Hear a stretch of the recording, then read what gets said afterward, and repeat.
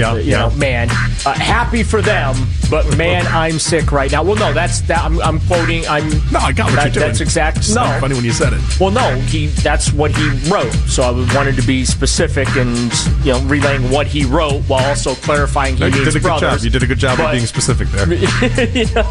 I felt awkward saying it. Yeah, you should have. It sounded as awkward as you felt. It's the Afternoon Drive with Nick Wilson and Jonathan Peterlin on Cleveland Sports Radio, 92.3 The Fan. The show is back, brothers. It's Nick Wilson. It's Jonathan Peterlin. We are Afternoon Drive. It is a hump day in this fairest of cities. Just don't go outside. All right, it's really, if you can keep a great attitude, if you just don't go outside, you just stay inside and listen to your boys, Nick and Jonathan. You heard that open. Big thanks to Daryl and Jake for holding it down to start the week. But that open courtesy of Mac Robinson on the board. Yes. Big thanks as well, Jake Murrin, holding it down on the 92.3 The Fan YouTube channel, where you guys can watch us all show long, and, of course, producing as well. Matt Corelli on the updates until 3 o'clock as well. The Big Cheese holding it down. A lot of people holding it down today. Hi, JP. How you doing? Hello. How are you? I'm doing well. Good. Yeah. Good. That's good to hear. Feeling like Monday vibes, but good Monday vibes. Monday vibes, but also in the same sense, it's hump day vibes. Yeah, right? and, well, not just that, but we're also over the hump of the season because we're post the bye as well. Oh, so that's like the official halfway point. Yeah, I mean, well, and the nice thing is this year was just about dead center in the middle of the schedules you possibly could get.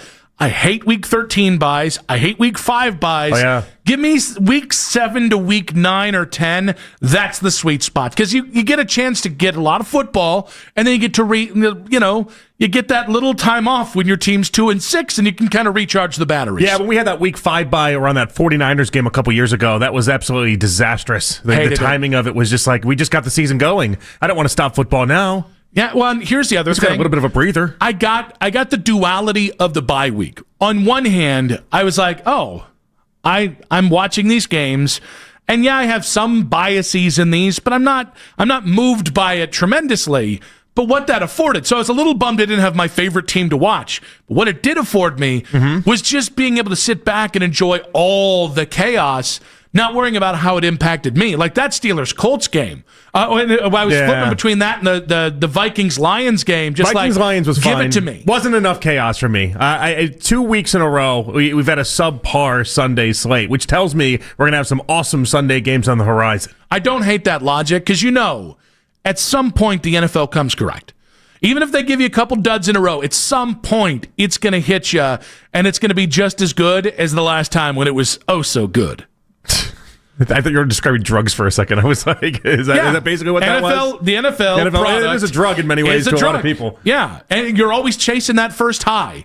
Or as I call it, I think it was 1 in 15 in 1999. JK, LOL. I remember when they actually used to make the playoffs. It was a different team. It's okay. Now, speaking of that first high, speaking of that post-bye good juju, right? We don't need to bring in some gobbledygook, vampires or magicians or warlocks to try and ward off. Like if you had Oz the Mentalist or someone like that, I would welcome him in. I think this job is beyond Oz. At this point? Well, I mean, he does everyone's show. I just assumed he would do this one, too. No, he'd do the show, but would he really change anything? And then, I don't know, he'd tell us, our PIN number or something, and then I'd be like, I can't even do it right now, Oz. Yeah, you want to surprise me, Oz? Act just flabbergasted? Give me the Friday Mega Millions numbers, and once that 850 hits the bank account, that 850 million, then we'll do you a solid. It's a good point. The man gives up all the numbers in the world, but can't get that one right. And also for himself.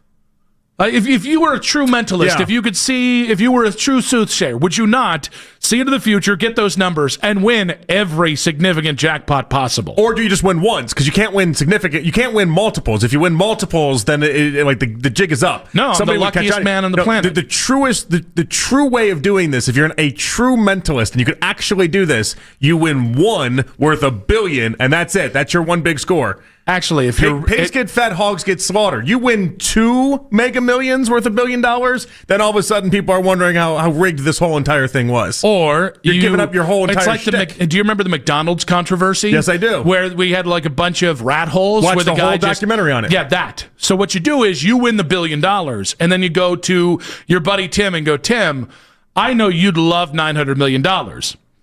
You see how easily traced that was, though? But why? They did a whole documentary on the point that they found out exactly where the different... Well, yeah, because those people were stupid about it. You're a mentalist, for the love of God. Isn't just winning $1 billion once enough?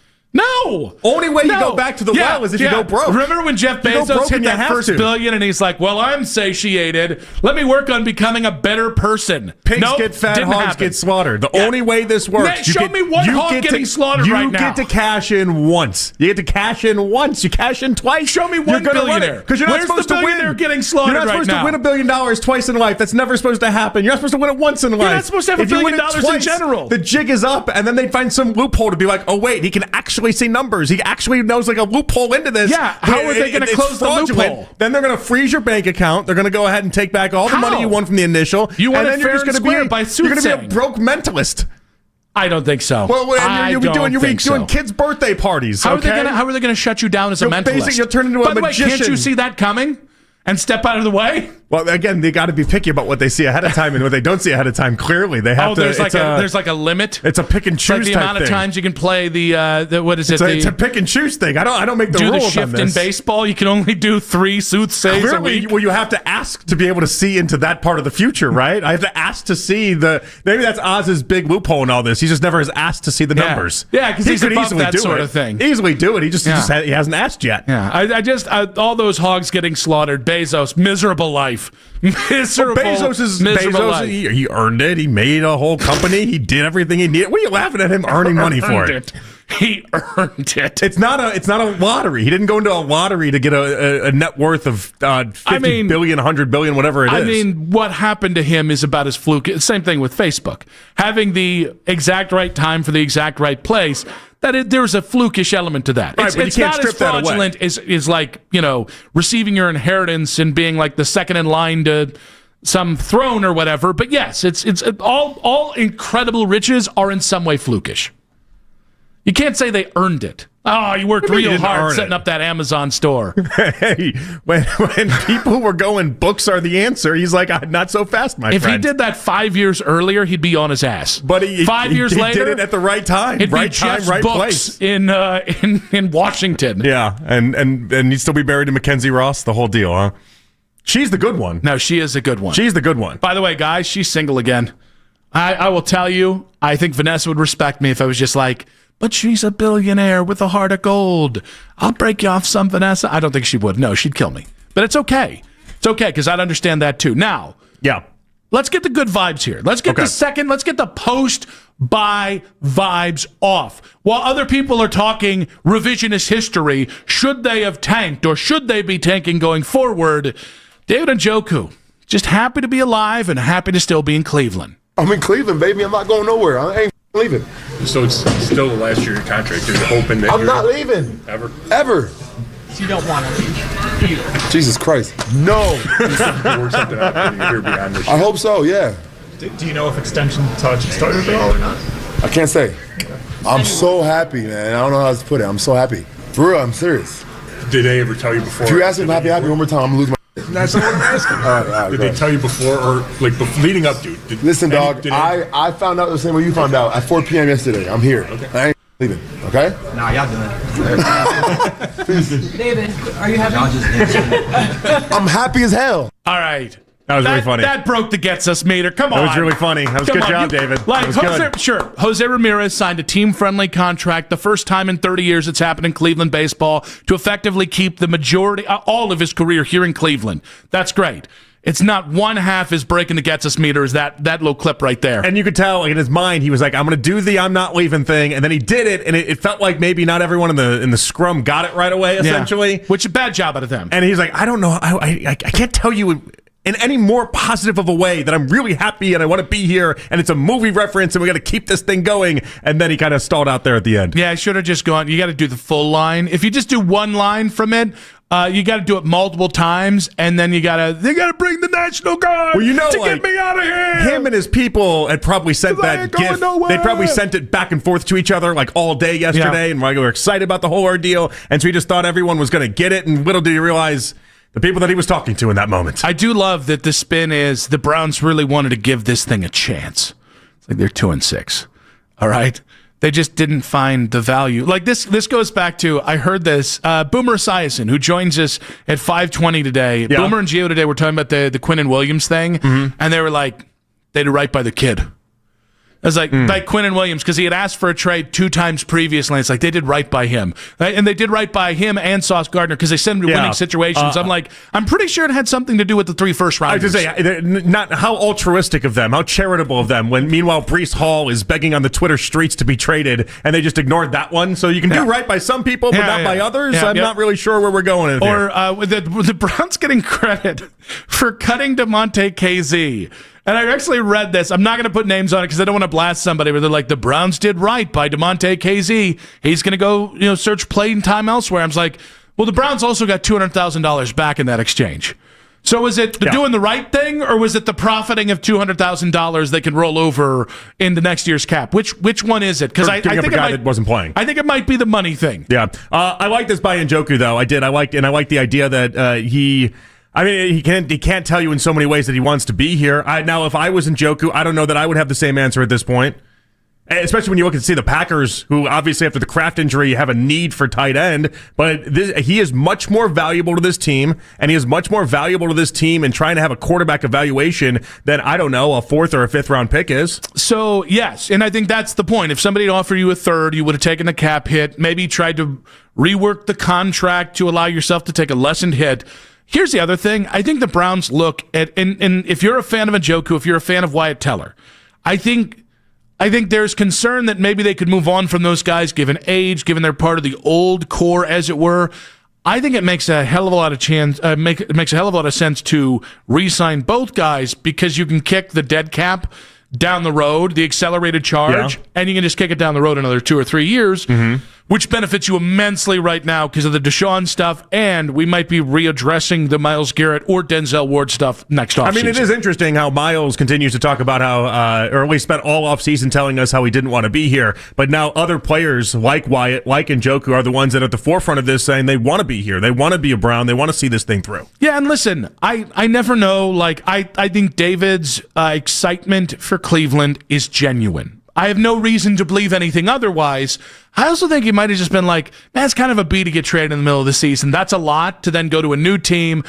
Whatever his reasons are, it's just nice to hear when you're 2-6 that somebody's that excited about anything. Well, I think he's been through a lot, and I'll say this. When we talk about like people that are maybe sticking up for Stefanski in this moment, and this is giving Stefanski and Barry almost a vote of confidence, you remember it was a Patriots game in the Freddie Kitchens era when it was Jim Nantz and Tony Romo on the call. That was back when like Jim Nantz and Tony Romo being on the call was like a real like awesome moment. You're like, whoa, this is pretty big. And David Njoku got like 0 passes in that game, and the whole end result was the idea that he got stuck in the doghouse. And at that point, it'd been like the 3rd time he'd been stuck in the doghouse. He'd requested multiple trades at that point. And in the Stefanski era, it's been a little bit different, at least the past couple years for David. It's been a little bit different in regards to how he treated things earlier in his career. So maybe it's just an understanding that he wants to be here, or maybe it's an understanding that there's a vote of confidence in Stefanski attached to this as well. 216-474-0092. We got a big show for you. At 3:20, Ashley Bastock, as she does every single hump day at 3:20, we'll get her take on the infectious positivity of David Njoku staying here, talking about the Browns' deadline approach, going forward with Dylan Gabriel. We got Ross Tucker at 4 last week. Little bit of heat there. We'll see if Ross and I can get into it again on Stefanski, on the state of the Browns, and so much more. Boomer Esiason of WFAN in New York City, former NFL quarterback, NFL analyst at 5:20 today. We'll get his take on the Jets' big trade deadline. Browns-Jets coming up this Sunday as well, but 216-474-0092. At Nick Wilson says, at Jay Peterlin on social media reactions on X, powered by Scheiben Jewelers, Cleveland's premier jewelry store. You heard David Njoku there. Where are the vibes at? We're doing a vibe check heading into the second half of the NFL season, and the question remains, did Andrew Berry miss an opportunity? That's next in 5 minutes on 92.3 The Fan. Hey, it's Nick Wilson for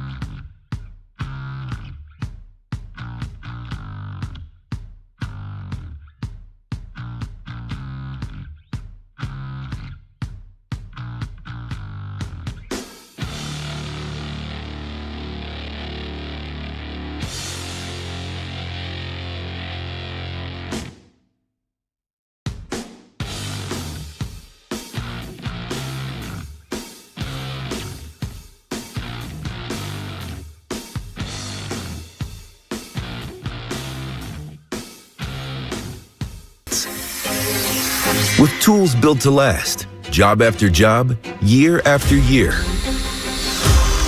Performance that pays off. Because when the job calls for the best, you answer. And when you need the best, you call on Makita. Built to be the best. Available at the Home Depot. Listen to 92.3 The Fan on the Odyssey, iHeartRadio, and TuneIn app.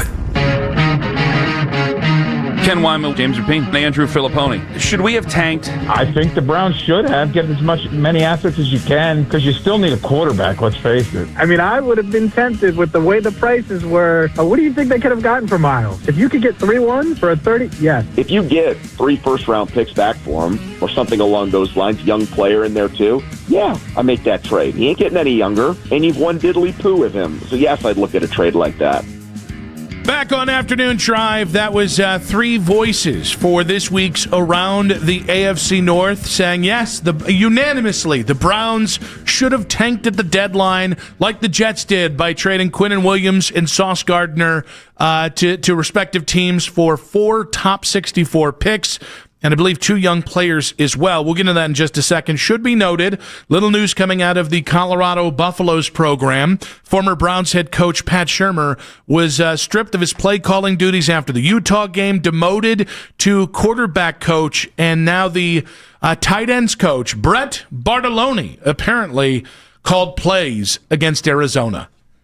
Yeah, it's not going well in Colorado. But if anything, if you are somebody like myself that has believed the entire time that it was Shedeur Sanders and it was not Dion, I'm in the weird. I don't even know what to call it. The Venn diagram of people that are pro Shedeur but aren't necessarily like Dion's a great college football coach. Mm-hmm. I'm in that camp, which is not that it's a very low occupied camp. But that actually helps Shedeur out in many ways. The idea that Dion and Colorado is struggling immensely without him. If you were a offensive coordinator in the college ranks, I think the lesson here is don't go to Colorado. I think he took Sean Lewis, who was the head coach of Kent State, became the OC there. I think he fired him 4 games in. Then Shurmur takes over. Now, a year and a half later, Shurmur is dispatched within about 7 games into the season. So that's the latest there. I absolutely can understand why the valid reasons for why you might want to trade Myles Garrett.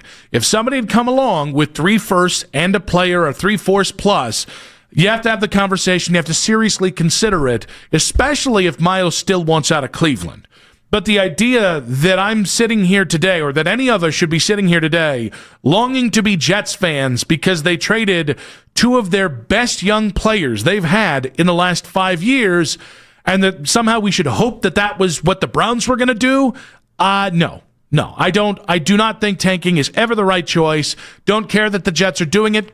Kudos on 8 picks or whatever it is in the top 64 of the next. Cool. Good for you. I don't want any of it. Well, and Jets fans have just gone through this. They had 5 picks in the 21 and 22 drafts and saw how it didn't pay out for them then either. It's an interesting spot. I think it's easier for people in the AFC North, the clip that we bounced back with. It's easy for those guys to say, tear it all down, burn it to the studs, because it's chaos. Yeah. Let's be honest. As NFL fans and people that just take in other markets, if we talked about the Jets ad nauseum yesterday, and we were doing so with the idea of get your popcorn. This is exciting. Wow, Sauce Gardner on the move, all these guys.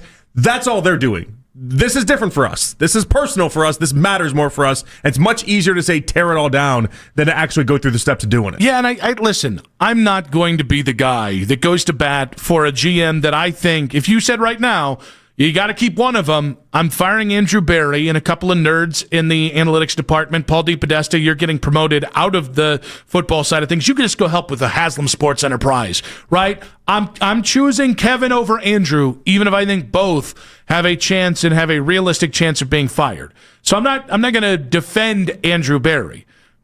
But you shouldn't have just had a fire sale to have a fire sale because people are pissed about the way the season's going.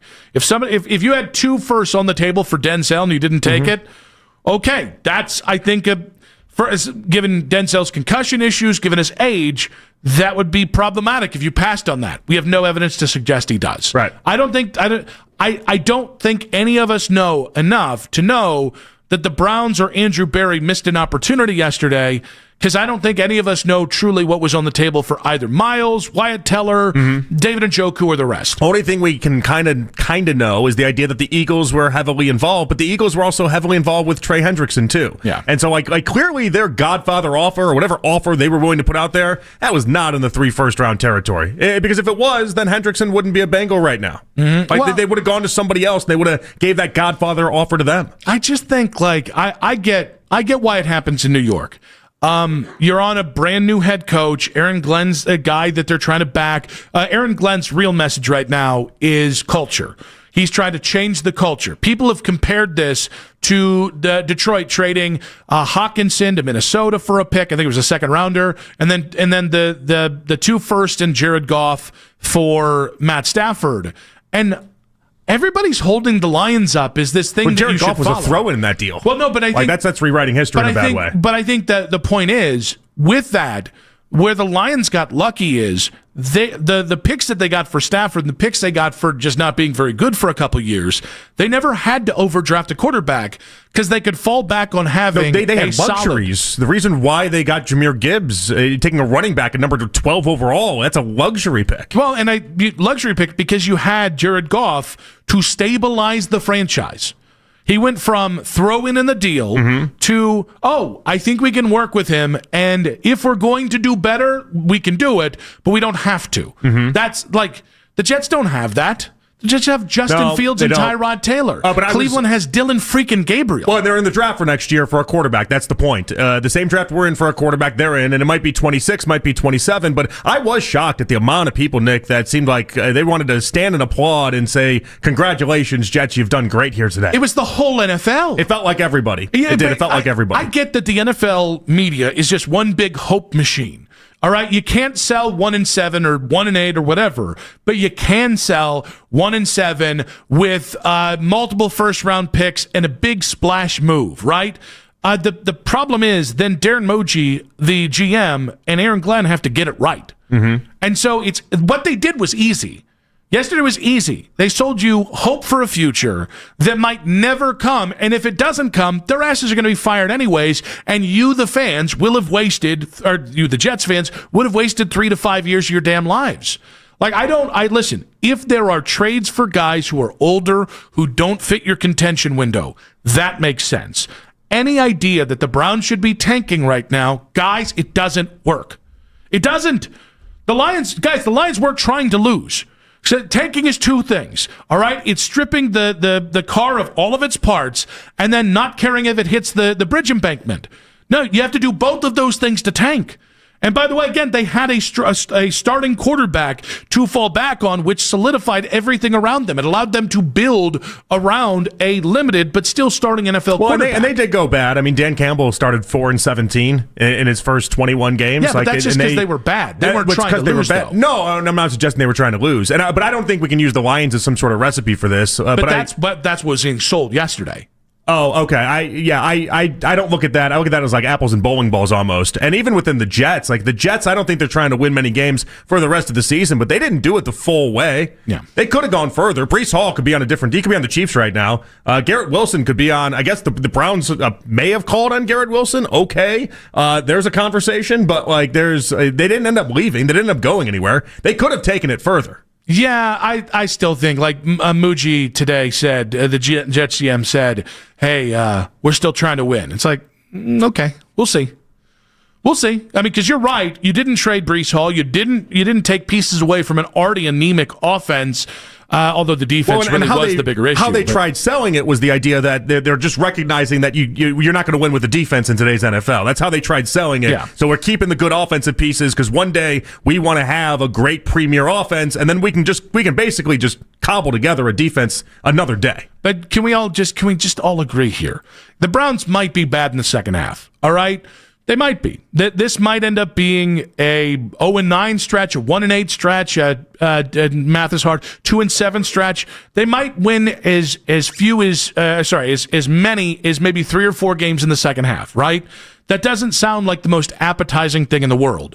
But I think we should have learned, and I hope this team learned. I hope Jimmy and company learned. Tanking is so corrosive Once you get to losing the way that you lost in the mid-teens here, it is so hard to pull the nose up on that thing. I mean, we're there, though. We are there. No, but do I think that this is part of the fallout from taking the easy road and doing the easy things and then not landing enough of those picks? 100%. I mean, we're not going to look back on this as tanking 5 years from now, mainly because we're here and we know that this team was actually trying to win games. But we have the win-loss record after this season of a team that was trying to tank for 2 seasons.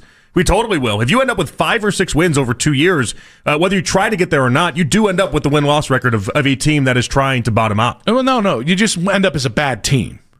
Like I no longer want to see a team with the intent of not winning games. When you're playing young players, when you're trying to develop guys on the fly, again, that is what Detroit tried to do. And then you're supplementing that, by drafting as well as you possibly can. Okay, that makes sense to me. If you're bad with a purpose, meaning like, all right, we're bad, but we're going to play a lot of young guys, and we're trying to win. At every point, we're trying to win. That's how I think you get out of this a hell of a lot quicker than ascribing to a philosophy that is just, the NFL is already, it's easy to win if you try to win. If you try to lose for 3 or 4 years or 2 or 3 years or 1 to 2 years, and then you try and win again, it's really hard to get that, to reverse the thrusters and get all that out of your building. Yeah, no, but the problem is that and we've seen the Browns try to win this year, try to win last year, and it just not pay off in a way where we are stuck in that spot that you're describing, where it's hard to get the engine started and ready to go, essentially, just on a snap of the fingers, let's do that. The Browns are in that spot right now. It's not easy. Well, and that's why, like, I think that's the hard part that I struggle with, Nick. I'm sorry to cut you off there, but like the idea that I think so many fans look at this like, oh, it's just such an easy thing to pull off, and it's just so simple, and why don't they just follow this roadmap or this roadmap? The NFL's built on 27 million different roadmaps, and it's not as easy as just saying, now we want to try to win, so great, we're going to win now. It's just not as easy as that. Yeah, I mean, even the idea that, you know, I did listen to Boomer and Gio this morning. I listened to a couple of New York shows yesterday, and it was like, well, now you just got to get the quarterback. You need to get the quarterback previously. Like, you don't have any better chance of getting the quarterback today than you did yesterday before those trades happened.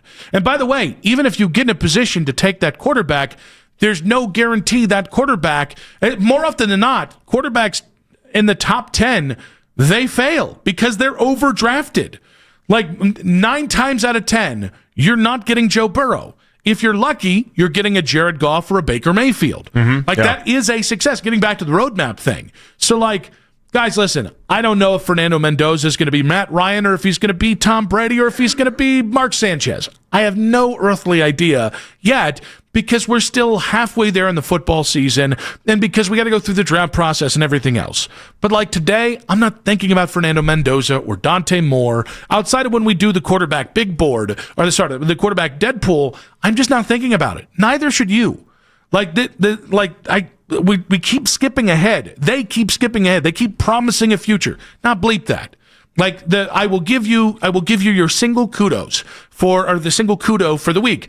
You didn't do the fire sale that everybody loves when you do it, and then when you don't land the plane on the thing, everybody gets fired. Yeah, it's interesting. I mean, I really do think it goes back to the start of the AFC North, the clip that we had going in here, and it's everyone's reaction to the Jets yesterday. People love when other people will do the fire sale. They don't love it when it's their team, and there's a complete distinction there. In fairness, I think Pony's been trying to get them to bottom out and tank for about 7 years now. Because it's entertaining for him. Yeah. He gets to laugh. He gets to point at us and say, look at you guys bottoming. You traded Myles Garrett. How funny is that? I was saying for the Steelers. Oh, well, no, he just wants him to fire Mike Tomlin. Well, yeah, but remember, he doesn't want him to bottom out. He's talked about how useless he thinks what they're doing is, and how the only way to get the quarterback is either trading up or getting a top 10 pick. No, but at the heart of Pony's dialogue has always been fire Mike Tomlin and everything will take care of itself, essentially. Which I think he's in for a rude awakening. That and a lot of nipple stuff. 216-474-0092. Did Andrew Berry miss an opportunity by not having a fire sale yesterday? I've seen it. It does not work. That kind of tanking is so hard to overcome. And you don't have the same kind of time you do in either baseball, where you get 5 seasons of losing, in the NBA, where you might get 4 or 5 seasons of losing. Just a single kudo. It doesn't unfire you, But kudos for not going completely in the tank yesterday. Quick hits in 5 minutes on 92.3 The Fan.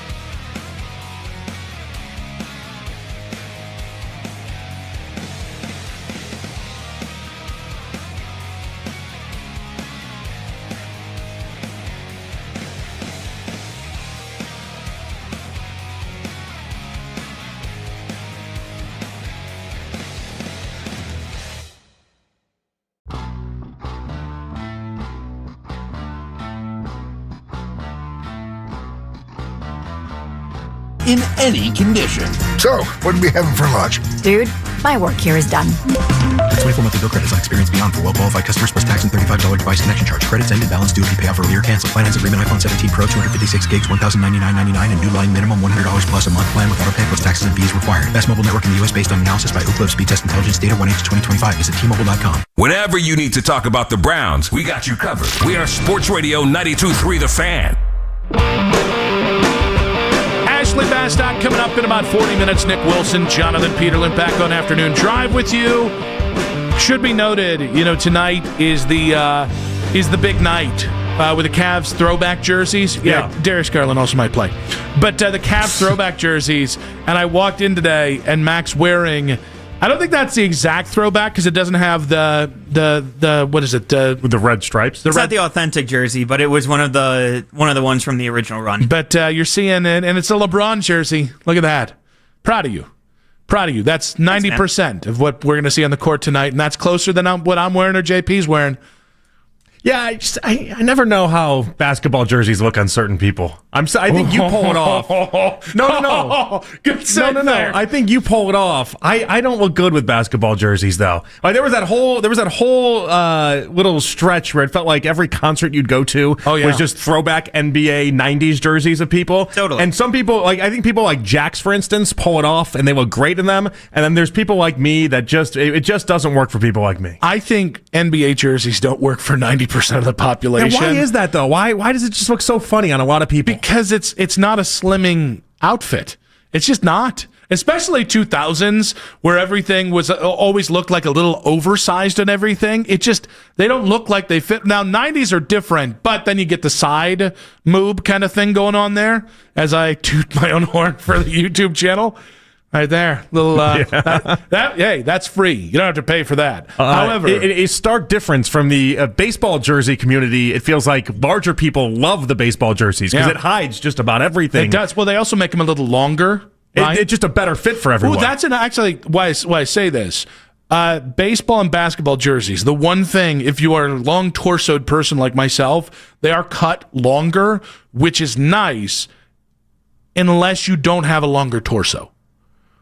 Which is the problem why some people don't look right in them because it's like, why is that person wearing a dress? Yeah. It's just no, you look great in it, Mac. You look great. Yeah, I appreciate that, man. Chat, did he pull it off? Also 216-474-0092. Super chat. Let's get to quick hits. From the latest news and rumors around the sports world Go Angels! to the sound bites you need to hear. Hurry! It's Quick Hits. All right, I know this was covered in yesterday's in case we missed it, but changes are afoot in the NFL as Jacoby Brissett appears to have Wally-pipped Kyler Murray in Arizona with Cardinals head coach Jonathan Gannon, Cleveland's own, delivering the news to the media yesterday. As it relates to the quarterback in Seattle, Jacoby will start, and Kyler will keep working on his health bucket. I do like what the offense is doing right now. We've operated well, and we'll go from there. Why does he talk like this? How's a health bucket? It's a bucket of health. What do you work on his health bucket? I mean, it's pretty simple. You got to get the bucket filled up to 100. That's what the health bucket. I'm working on my health bucket, my hair bucket, my endowment bucket. I got a lot of buckets over here. Everything's now a bucket. It's just okay. Working on my cash bucket. All right, may I interest you in Kyler Murray, Browns quarterback next year? There are people that have cash buckets. They do. That's their savings plan. The Thursday segment? It's their 401k plan. It's actually just a cash bucket. Pigs get slaughtered, hogs get fed. You did exactly right, but you don't have one of those situations if you gotta have. I'm gonna stop myself. I flipped it. However, Kyler Murray, Browns quarterback. Come on, no, come on. Why not? He's too short. Heightist? Yes. Ableist? Heightist. Yes, in quarterbacks, I am a heightist. I am whatever you want to call it. Yes. Between Kyler Murray, Tua, and Russell Wilson, you have one playoff win since 2019. The three short quarterbacks that people think are actually something in the NFL, in this version of the NFL, one playoff win since 2019. They stink. You might not win next year. Why not give the short kings their room? I'll give him a room. Kyler. It'll be the backup Dylan room. Gabriel. Who's another short quarterback? Tua's going to be a starter somewhere. It's Kyler, it's Tua, it's Russ. Those are really the big three. Well, let's find another short. Maybe draft another shorty, right? And then you just have the shorties at quarterback. Come on, give short kings a chance in Cleveland. Is the room appropriately sized too? Is the room tinier for them? Yeah, you bring everything down so they feel like shorter chairs, normal sized men. shorter tables. Yeah. You bring down the ceiling tinier foot. portions for food. Everything. Yep. It's just everything is shorter and tinier. Yep, and then you don't. It's a dollhouse. We have dollhouses. And then you don't sit them near the offensive lineman or defensive lineman. You sit them near like the long snapper and the kicker, so they feel like real men. Yeah, I like selling the idea. You sell Kyler Murray dollhouses at the stadium. And by the way, whoever the next head coach is, if there's, you got to bring in a shorty too. And then you bring in like jockeys for inspiration day. Yes. Like athletes that have overcome their height day, and it's like just a bunch of jockeys. Yeah, but you also, don't forget, so you mentioned... Jockeys and Muggsy Bogues come walking in. We definitely need chairs that sit a little higher, too, in short... Is that like to give them the false presence of being taller? Yes. Is that what that is? Yeah, but who's that tall guy? No, but then it's just the chair. But then they have to like put their hands up high in order to even like jump themselves up onto the chair, and that's always an embarrassing thing. So even if Kyler's the best veteran quarterback out there, no Kyler? No. He stinks. And by the way, I believe people said that about Baker Mayfield until he went down to Tampa Bay. I also think he cares too much about Call of Duty instead of football, and I don't think that part's changing with him either. Okay, that's the better thing than he's just too short. But it's a 1-2 punch, but there is a part of this. The second part of that being is that I don't think he loves football. It's not like I'm the first person to ever say those words. We've had former GMs of the Cardinals, former head coaches of the Cardinals. I'm looking at you, Kingsbury, that have vocalized very similar sentiments when it comes to Kyler Murray. The man is the epitome of the last one in, first one out. They put it in his clause that they gave him. They put one of the clauses in his contract that he had to actually study the playbook X amount of hours a week because he was just too busy in his headset. Like, my quarterback shouldn't play more video games in a week than you and Matt combined. That's a problem. Omaha! Ableist. I don't know when you ended on that, if you think that's because that was a good point or because that was like a... I thought it had run its course. It was a good point. I thought it was a good point, too. All right, Romeo Doubs does not make a good point. Somebody needs to tell him that Tucker Kraft did not die. He just got injured. Here we go. Wouldn't wish that, just on, one of our captains or even just your worst enemy. I don't wish that on any man. And, Tucker is in a better place. But, again, you just got to... Next question, please. Our thoughts and prayers are with his family. He's like, Romeo, he didn't die. He's actually right over there. He's in the other room. And I know one day I'll see him again in 4 to 6 weeks. I actually love this mentality from Romeo. Like, if you're injured, you might as well be dead to me. You're not contributing to the team. You're gone. You're out of my life. I mean, I feel like that is a predominant attitude amongst football coaches. If you're not up, if you can't play, you're dead. Mm-hmm, yeah. Right? What is that? We don't talk about the deceased, basically. Is this like the first significant injury Romeo Doubs has ever seen in his career? Maybe the first one he's ever been asked about. I'm not sure. I just want to know, like, it's just Romeo Doubs has never experienced, like, he's just, every family member he has lives to be like 99. Maybe he just takes things really, really hard. He's just a sensitive guy. That's it. That's all it is. Hey, you know what? In this age, it's okay to be vulnerable, man. Well, especially if your tight end is out for 4 to 6 weeks, could be 8 weeks. The clip helps too because it's in God's hands. Because he has like these sunglasses on that he's wearing and everything, in the same way that you would as if you were going to a funeral or something and really trying to mourn and trying to hide that you're crying. Like, that's just kind of how he looks. It's pretty high comedy. I've tried to my daughters at 12 and 15. Every reaction is the same level. Every reaction is Armageddon. And I've tried to explain to them the idea of proportionate response, and we're getting there. But it's taken a long time. Like, we're working on this thing for 4, 5, 6 years of like, all right, did we need to go nuclear meltdown on that one? Are your kids Daryl? No. I've been trying to teach Daryl that since he was about 19 as well, and it hasn't worked then. Yeah, since you were a child, you were trying to teach Daryl that. No, that's my lot in life. That's my cross to bear. I just walk around trying to teach everybody. Now, why did we react that way to just stubbing your toe?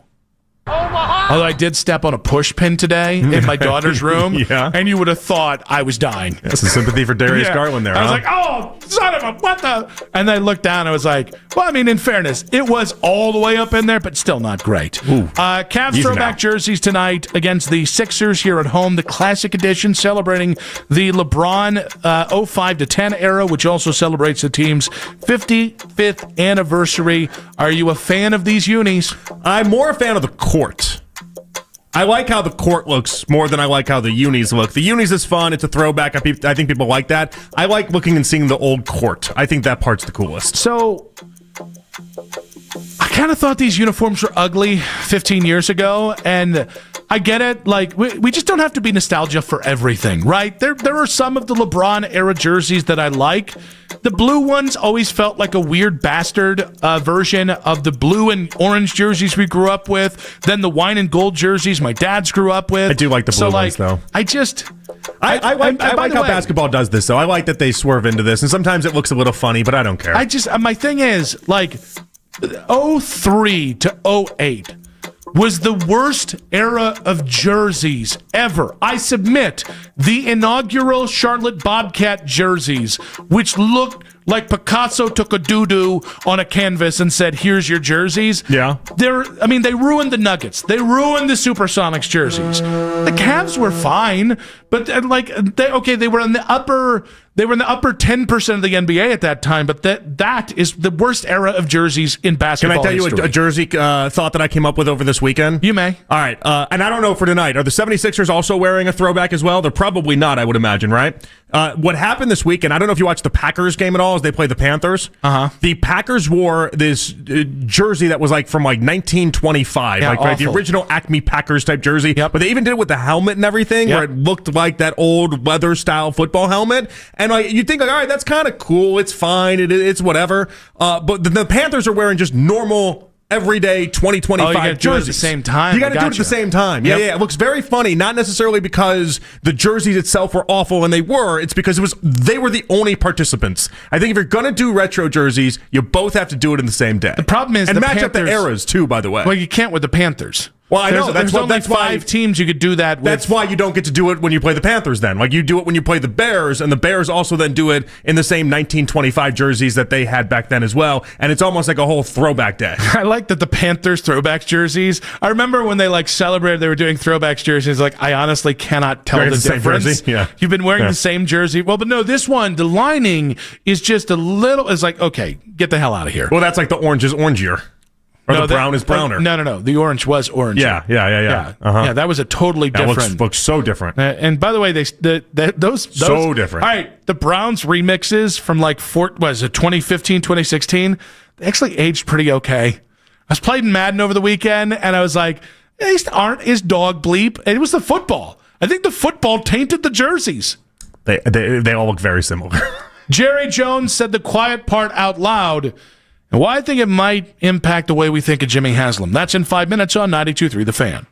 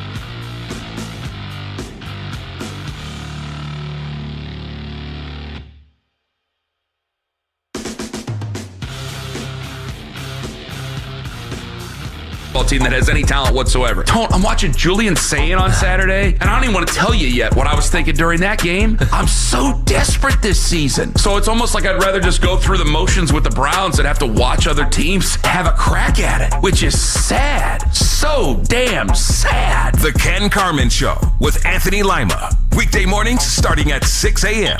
We are Sports Radio 92.3 The Fan. It's the 3 o'clock hour. I'm not wavering. I might be wavering. On Afternoon Drive. Back on Afternoon Drive. Ashley Bastock coming up in about 20 minutes there. Nick and Jonathan with you. I've figured it out. Yeah? What's that? I've figured out why people like Mac and our buddy Matt Thomas love and this is going to prove the nostalgic thing, that liking the 05 to 10 LeBron jerseys, or the Cavs jerseys, excuse me, it's just because that's when you grew up watching.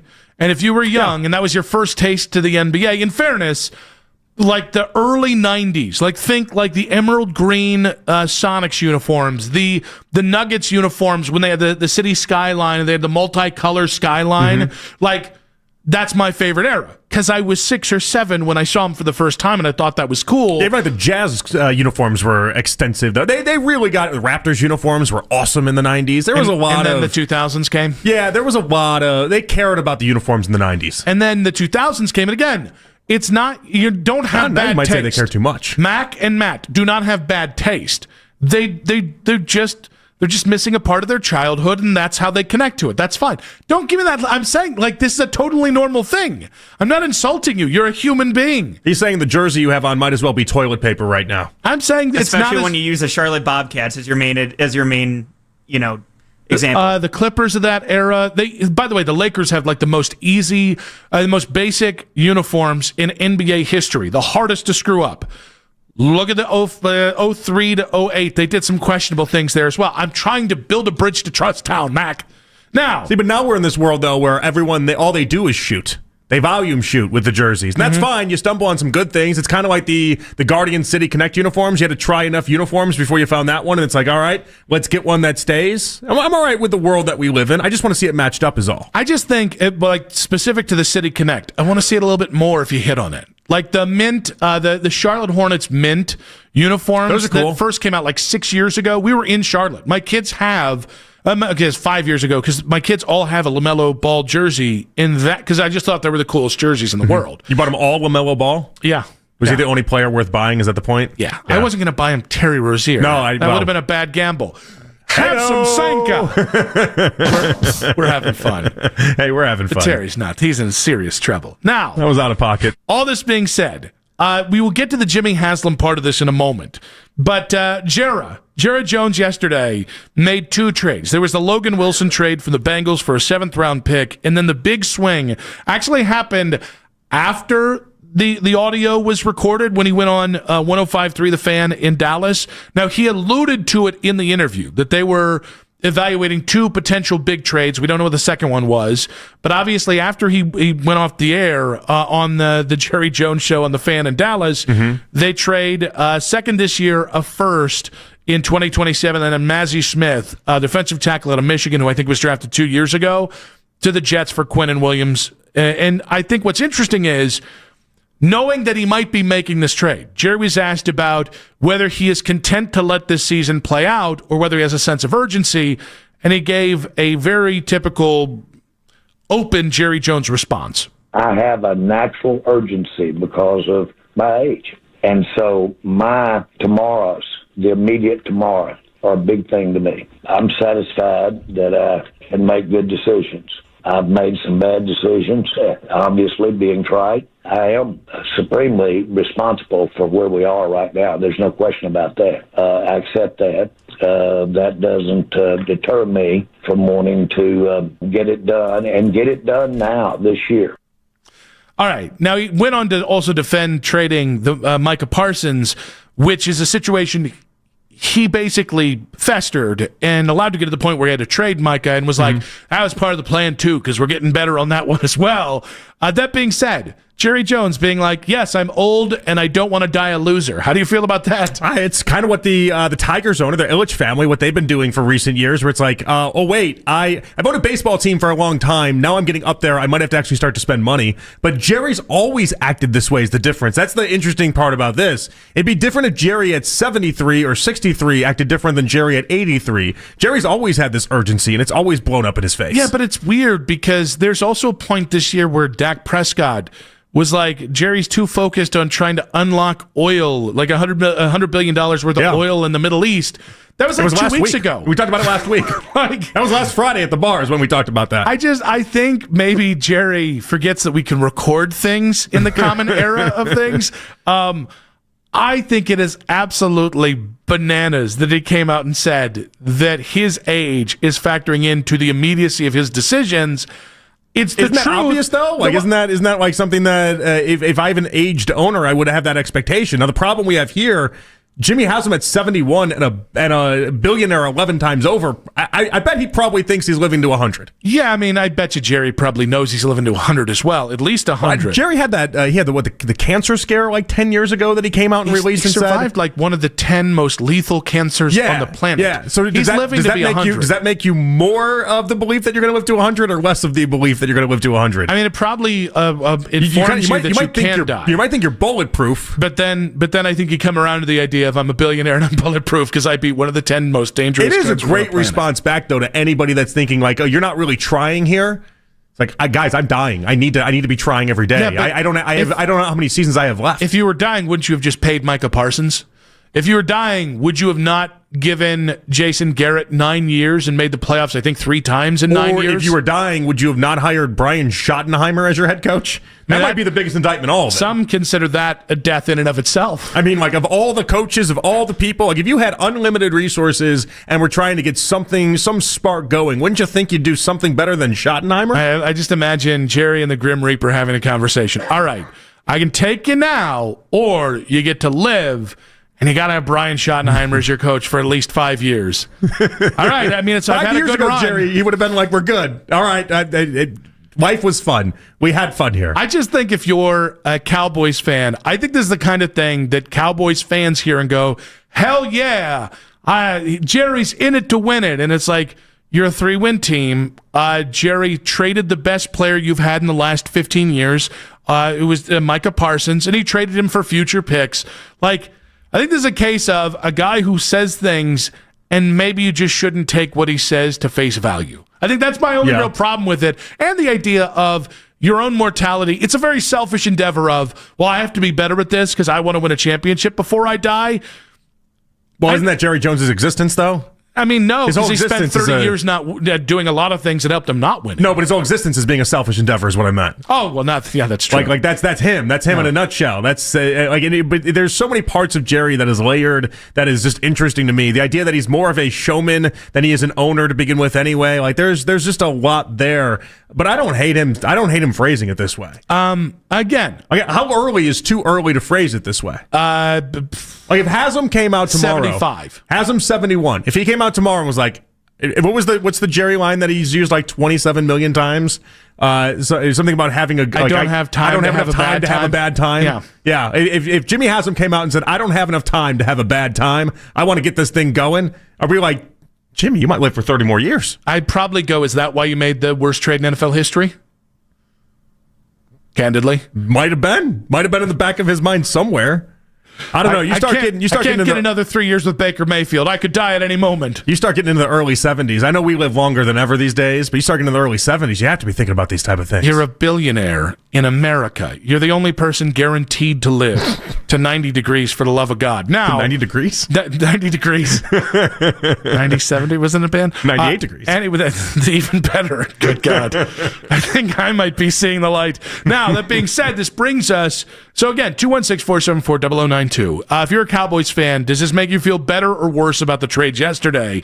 This brings us to Jimmy Haslam, who we kind of have segued into talking, and Mike Florio, Pro Football Talk, was on with Baskin and Phelps and talked about Jimmy Haslam's involvement in the Browns. I'd love to have access to what goes on in that organization, and I credit Kevin Stefanski for having that kind of calm demeanor where he just deals with it, but we've all gotten the impression over the past 10, 12 years that Jimmy Haslam has a spoon deep in the stew, and unlike Jerry Jones, who made himself the GM, I almost feel like Jimmy Haslam is the unofficial GM, and all these other names and titles are there to give him buffer from criticism. So after listening to the Jerry thing, and then listening, and I don't disagree with what Florio's saying, by the way. Well, and Florio's been on this for a long time. Yeah. He is convinced that the poisonous nature of the Browns starts with Jimmy Haslam and will always exist as long as Jimmy Haslam is the owner. And I think Stefanski and Barry, privately behind the scenes with their media cronies, have done a really good job of reinforcing this because it benefits their careers to make it seem like, hey, anything you didn't like, I was forced to do it by that guy over there. It's the same thing a lot of Jets personnel have done since leaving Woody Johnson. Like you go out there, same exact story. If you think the owner is poisonous, you let everyone think that you had to eat from that poisonous tree. Now, that last part that Florio said, which is basically you've got other people doing things and they've got labels and then you could just put it on them so you don't take the blowback. I think this is a change I'd like to see going forward. I do want to see if this is just who Jimmy is, right? Big Jim's involved in every manner of decision. I think I do want him going full Jerry Jones. Like weekly radio interviews? Yeah, we're getting the with negative. Maybe prominent shows like Afternoon Drive? We're getting specifically about 3 o'clock every Monday. If you wanted to. Only if you wanted. Don't care. Do it. Don't care. Do it. Yeah. No, it's for you, not for me. Not that we're interested, but please do it. Yeah, but we definitely would be happy to. No, but I think my point is, if you're only getting the meddling part of Jerry Jones without the thing that makes the team interesting, which is Jerry Jones coming out and being like, hell yeah, I meddled. Yeah, like, put him on the table. Say it with your chest. Say it with conviction. Right? No, that's the sad part is we get every bit of Jerry Jones and Jimmy Haslam except for the showmanship, except for the fun part, except for the part that, like the weekly radio interviews where you're like, Jerry said what? Yep. And then you have that reminder. He owns the team. It's his dime, his dance floor. And listen, no offense to JW, I don't need to hear from that dude. I want to hear from Jimmy. I want to tap into the main vein, as it were. I want to go to Big Jim and it's so weird. Like, would I like to have an owner that just let football people do football people things? Yes, it will never happen. I don't care if it's JW. I don't care if it's Jimmy. I don't care if it's D, their daughters. This family will never let the football people do the football. They just won't. It's proven. It's a decade in. And they've tried changing it 10 times over. They have guys that they like. They like Barry. They like Stefanski. They're never going to stop meddling. So at least make me a bicycle clown. Right. But here's the value, though, that they don't realize, that the Haslam family's not yet put together. And here I could give them the pitch, as if it sounds like we really are pitching for them to join us at 3 o'clock on Fridays on Afternoon Drive. I was thinking Mondays, right after the game. Get that real immediate reaction. I don't know how many Cowboys fans you know, Nick, but one of my dearest friends is a Cowboy fan, okay? And the one thing you can't tell him and be like with a straight face, be like, oh, Jerry's doing this, or Jerry. He'll say Jerry cares about winning more than any Cowboy fan in the world. Like it's irrefutable how badly Jerry Jones wants the Cowboys to win, and it's because of the radio hits. It's because of all he does and getting not only his thoughts and his opinions out there, but constantly speaking to the fan base and constantly telling the fans, listen, we whiffed it there, but here's my idea. I'm going to do this, this, and this. But it's not just a come in and then leave for 3 years to go do a gas mission. Like, he's there constantly. He's doing the weekly radio hits. He's talking after the games to the media. He does all of these things. He's at every suite, every Cowboys game you ever watch. It's always the video of him in the suite, paying attention, hobnobbing with people. Like they know he cares more than they do. And like, we don't have that with Jimmy Haslam. I know Haslam cares, but we don't know it to the extent that Jerry Jones cares for the Cowboys. Yeah, and I think the reason why it matters is if they fire Stefanski and Barry, they're going to hire guys to do the same thing, which is do the bidding of Jimmy Haslam. And I'm going to imagine that those guys are going to be Ivy League guys who do not say things of any value, who every week you hear spout the same crap that annoys everyone. You can spout that when you're winning. You can't spout that when you're losing. The Browns have a massive, for me as a fan, let me put it from me as a fan, I do not relate to them on any level. I relate to Kevin Stefanski on Pearl Jam, but that's about it. None of what he espouses in his press conferences do I ever go, I'm hearing that. Same thing with Andrew. And so the other thing that this would solve is just the relatability problem. Because listen, Jimmy is flawed in many ways. That son of a gun starts talking, and you do hear relatability. We laugh at Jerry. Talk to Cowboys fans. They don't laugh at Jerry. They understand that Jerry wants to win more than they want to win, and these are diehard fans. Every Monday, 3 p.m. Just saying. 216-474-0092. Should the Browns embrace Haslam's interference? If you're going to do it, just be honest about it. That's all I care about. AshleyBass.Cleveland.com. We'll ask her if the Browns missed their opportunity, if Andrew Berry missed an opportunity yesterday, and we'll ask about the Haslam thing in 5 minutes on 92.3 The Fan.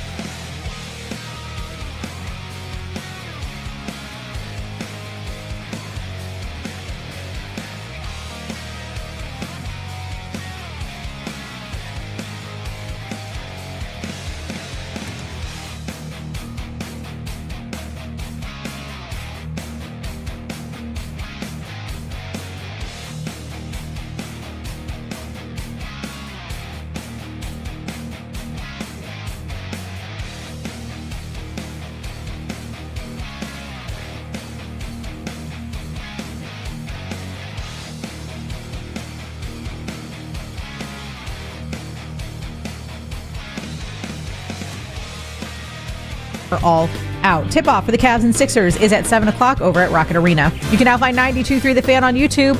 Subscribe to our YouTube channel and get the best content from our shows each and every weekday. That's 92.3 The Fan on YouTube.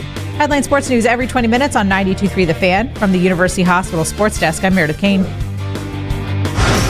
The Buckeyes are number one in the first college football playoff rankings. Whenever you need to talk college football, we've got you covered. We are Sports Radio 92.3 The Fan. Ross Tucker coming up in 40 minutes here. Odyssey NFL Insider joins us every single Wednesday at 4 o'clock. We got Spicy Ross last week. We'll see maybe more of a blander Ross. Maybe this is less about heat and it's more about spice with Raw. Maybe less spice, more heat. You get what I'm saying, or not. But little news from the NFL. D'Amico Ryans, Texans head coach, saying C.J. Stroud will be out this week. That means Davis Mills, the old giraffe, is in line for the start. Good old long neck. I kind of think Davis Mills is going to be one of those dudes who just ends up at some point starting. And I actually think I kind of want to see him start somewhere. I think I kind of like hated. No, you don't. Yes, I do. No, you don't. He's about 6'5". He's about 2. Guys, you don't. Would you rather Davis Mills, you size queen over there? Would you rather Davis Mills at 6'5" or a bit of Kyler Murray? Kyler. What was that, Mac? Kyler. Yeah, he said he wants the short king quarterback room. Yeah, no, I don't want short quarterbacks. I also don't want Davis Mills. Davis Mills not good at football. Why are you being so picky? That's confirmed. What are your options? Last year, your options were Kirk Cousins or Joe Flacco. I want my eyeballs not to bleed when I watch a game. I don't know that's on the docket. Kyler Murray cannot play the position. He is way too short, and I don't think he loves football. I think that's it. So it's Davis Mills then. But I can't watch Davis Mills play football either. I'll turn off the TV. I'll choose no option. I don't know why I'm talking the way I am. I'll choose bocce ball. Or whatever's on ESPN 8 these days. I don't know. Tag. I think they're playing tag these days on ESPN 8. Name me a better quarterback than Kyler Murray or Davis Mills this offseason. Any quarterback I can name and come up with is going to be a better quarterback than Davis Mills. But you haven't named one. Any quarterback I come up with is going to be better than Davis Mills. Name one specifically. Kyler Murray's a real commitment. That's the difference here. Kyler Murray's Jones one-year deal. Commitment. It's not going to work out. You don't need to be Oz the mentalist to see in the future here to understand that that's not going to work out. Okay, but maybe you do. Kyler does not work in the NFL. You're deflecting. Not deflecting. I want option. Davis I want Mills. option Give me a better option. Give me option C. Give me the C. Whatever that is. Draft a quarterback. Draft a quarterback, maybe something like that. Does that sound good to you? Oh gosh, draft a quarterback. What a specific plan. It's more specific than so. You want Kyler Murray? Is the end result here? You want your quarterback room to be Kyler Murray and Davis Mills? That's the end result here. No. Kyler Murray, Dylan Gabriel, short kings only. You must be under this number to ride this ride. I'm joking about that. No, my point is these are going to be two of the better quarterbacks going to be available this offseason.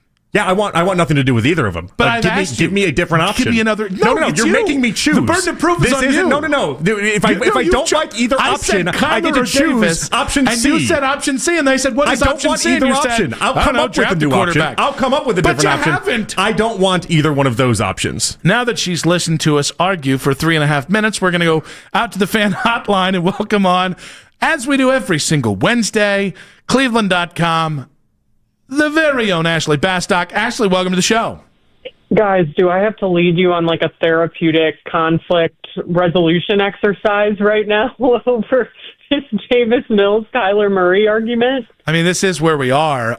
Not for nothing. Yeah. Kyler Murray or Davis Mills, who would you rather have as the starting quarterback next year for the Browns? This is such a dark question to start off my segment. Isn't it just mean, isn't it? Personally, Ashley, it's just mean. It's okay. It's mean.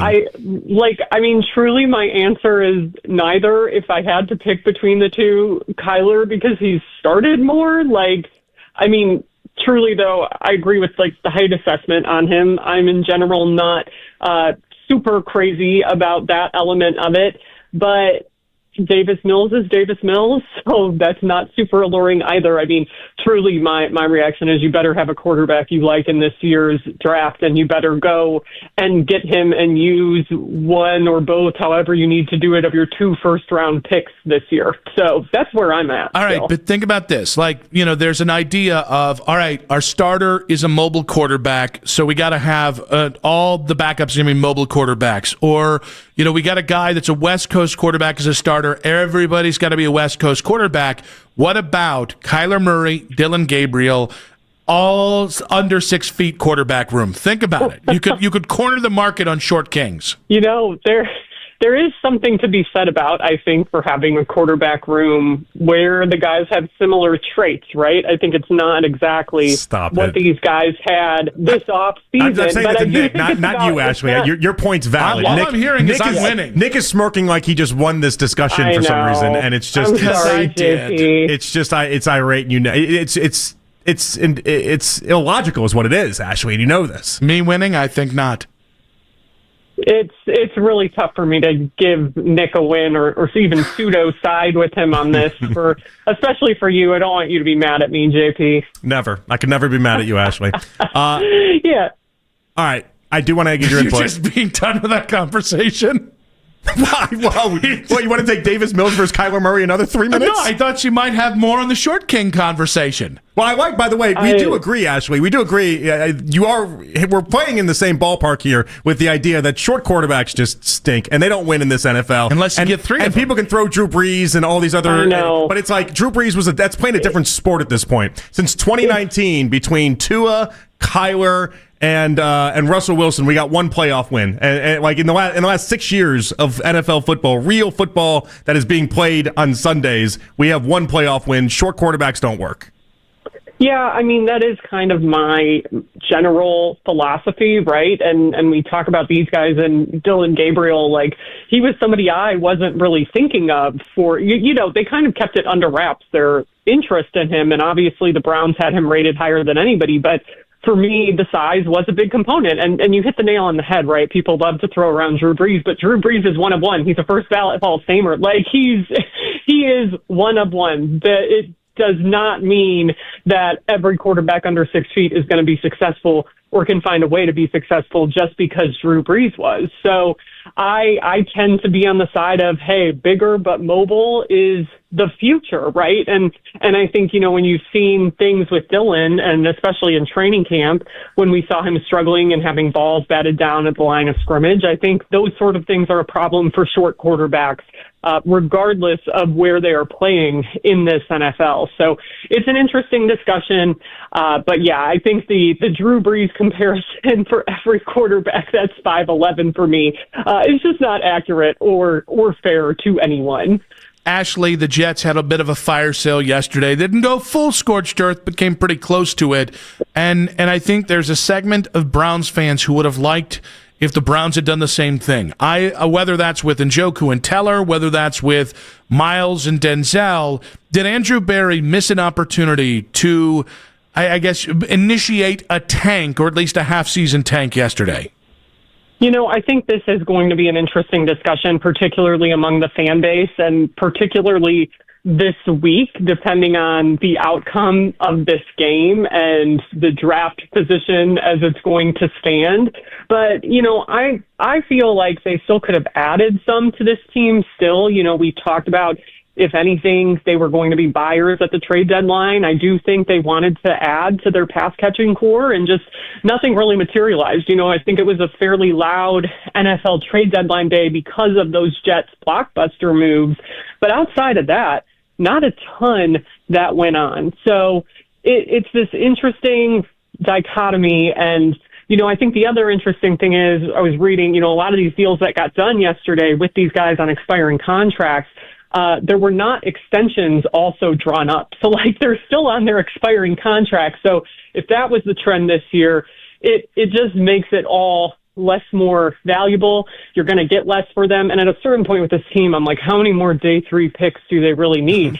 Both those guys are on expiring deals. That's probably what you would have got for them.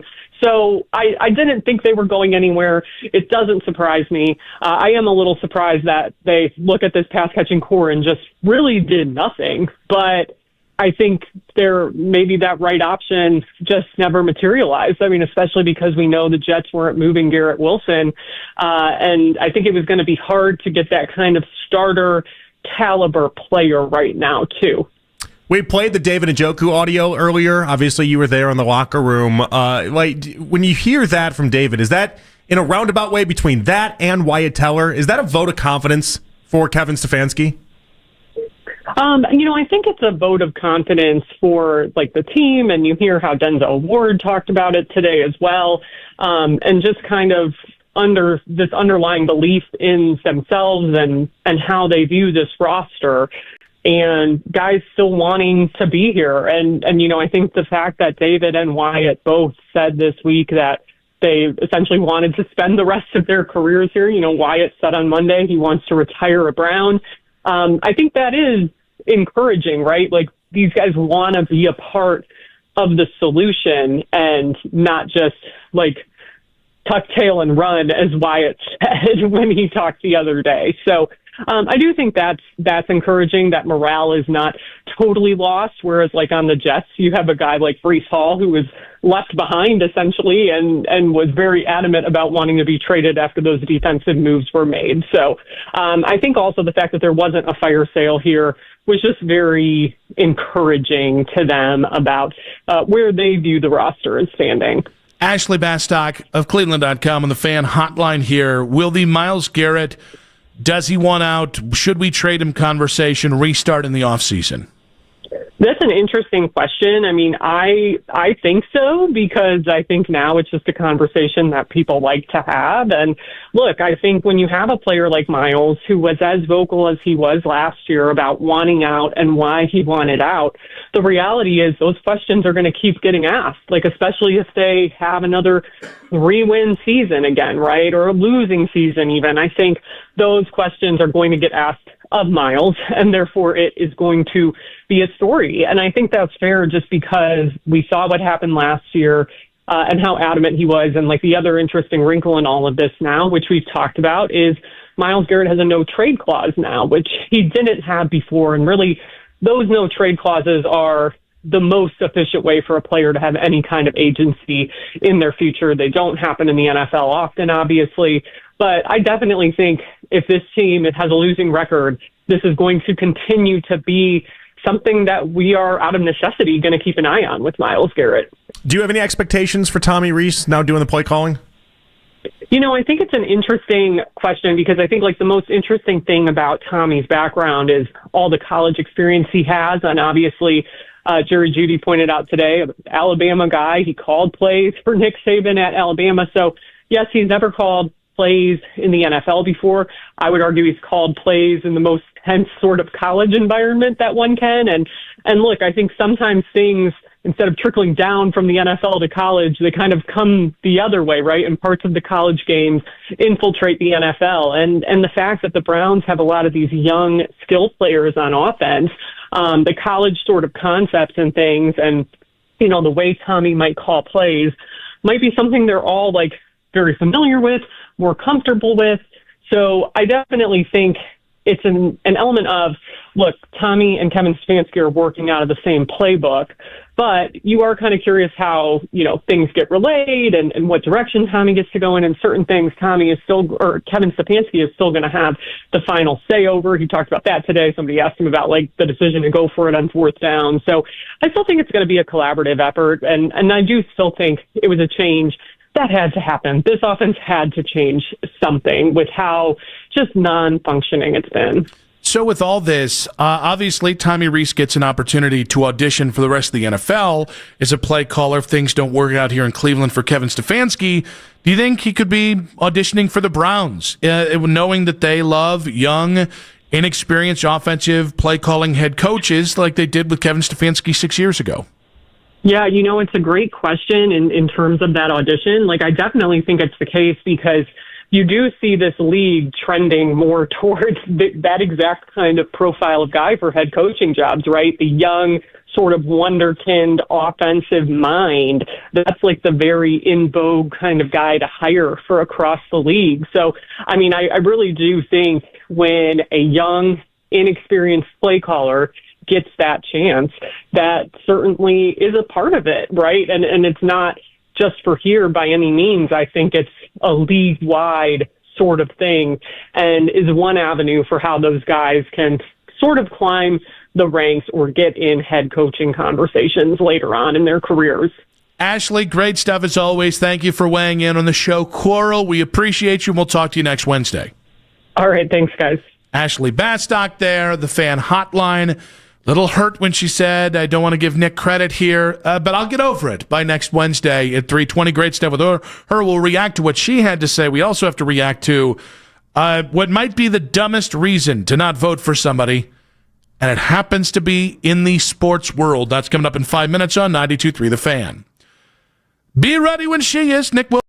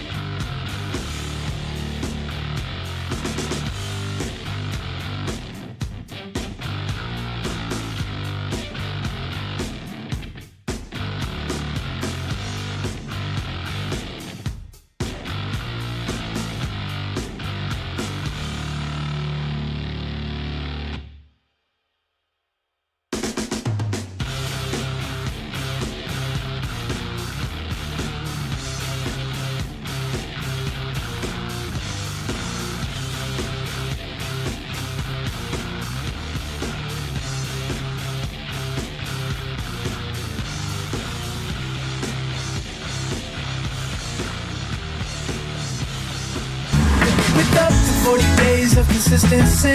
All over Breeze car clips right on your vid. You know my car's my happy place. Keep that smile on my face when it smells just right, just right, just right. Yeah, breathe happy for Breeze.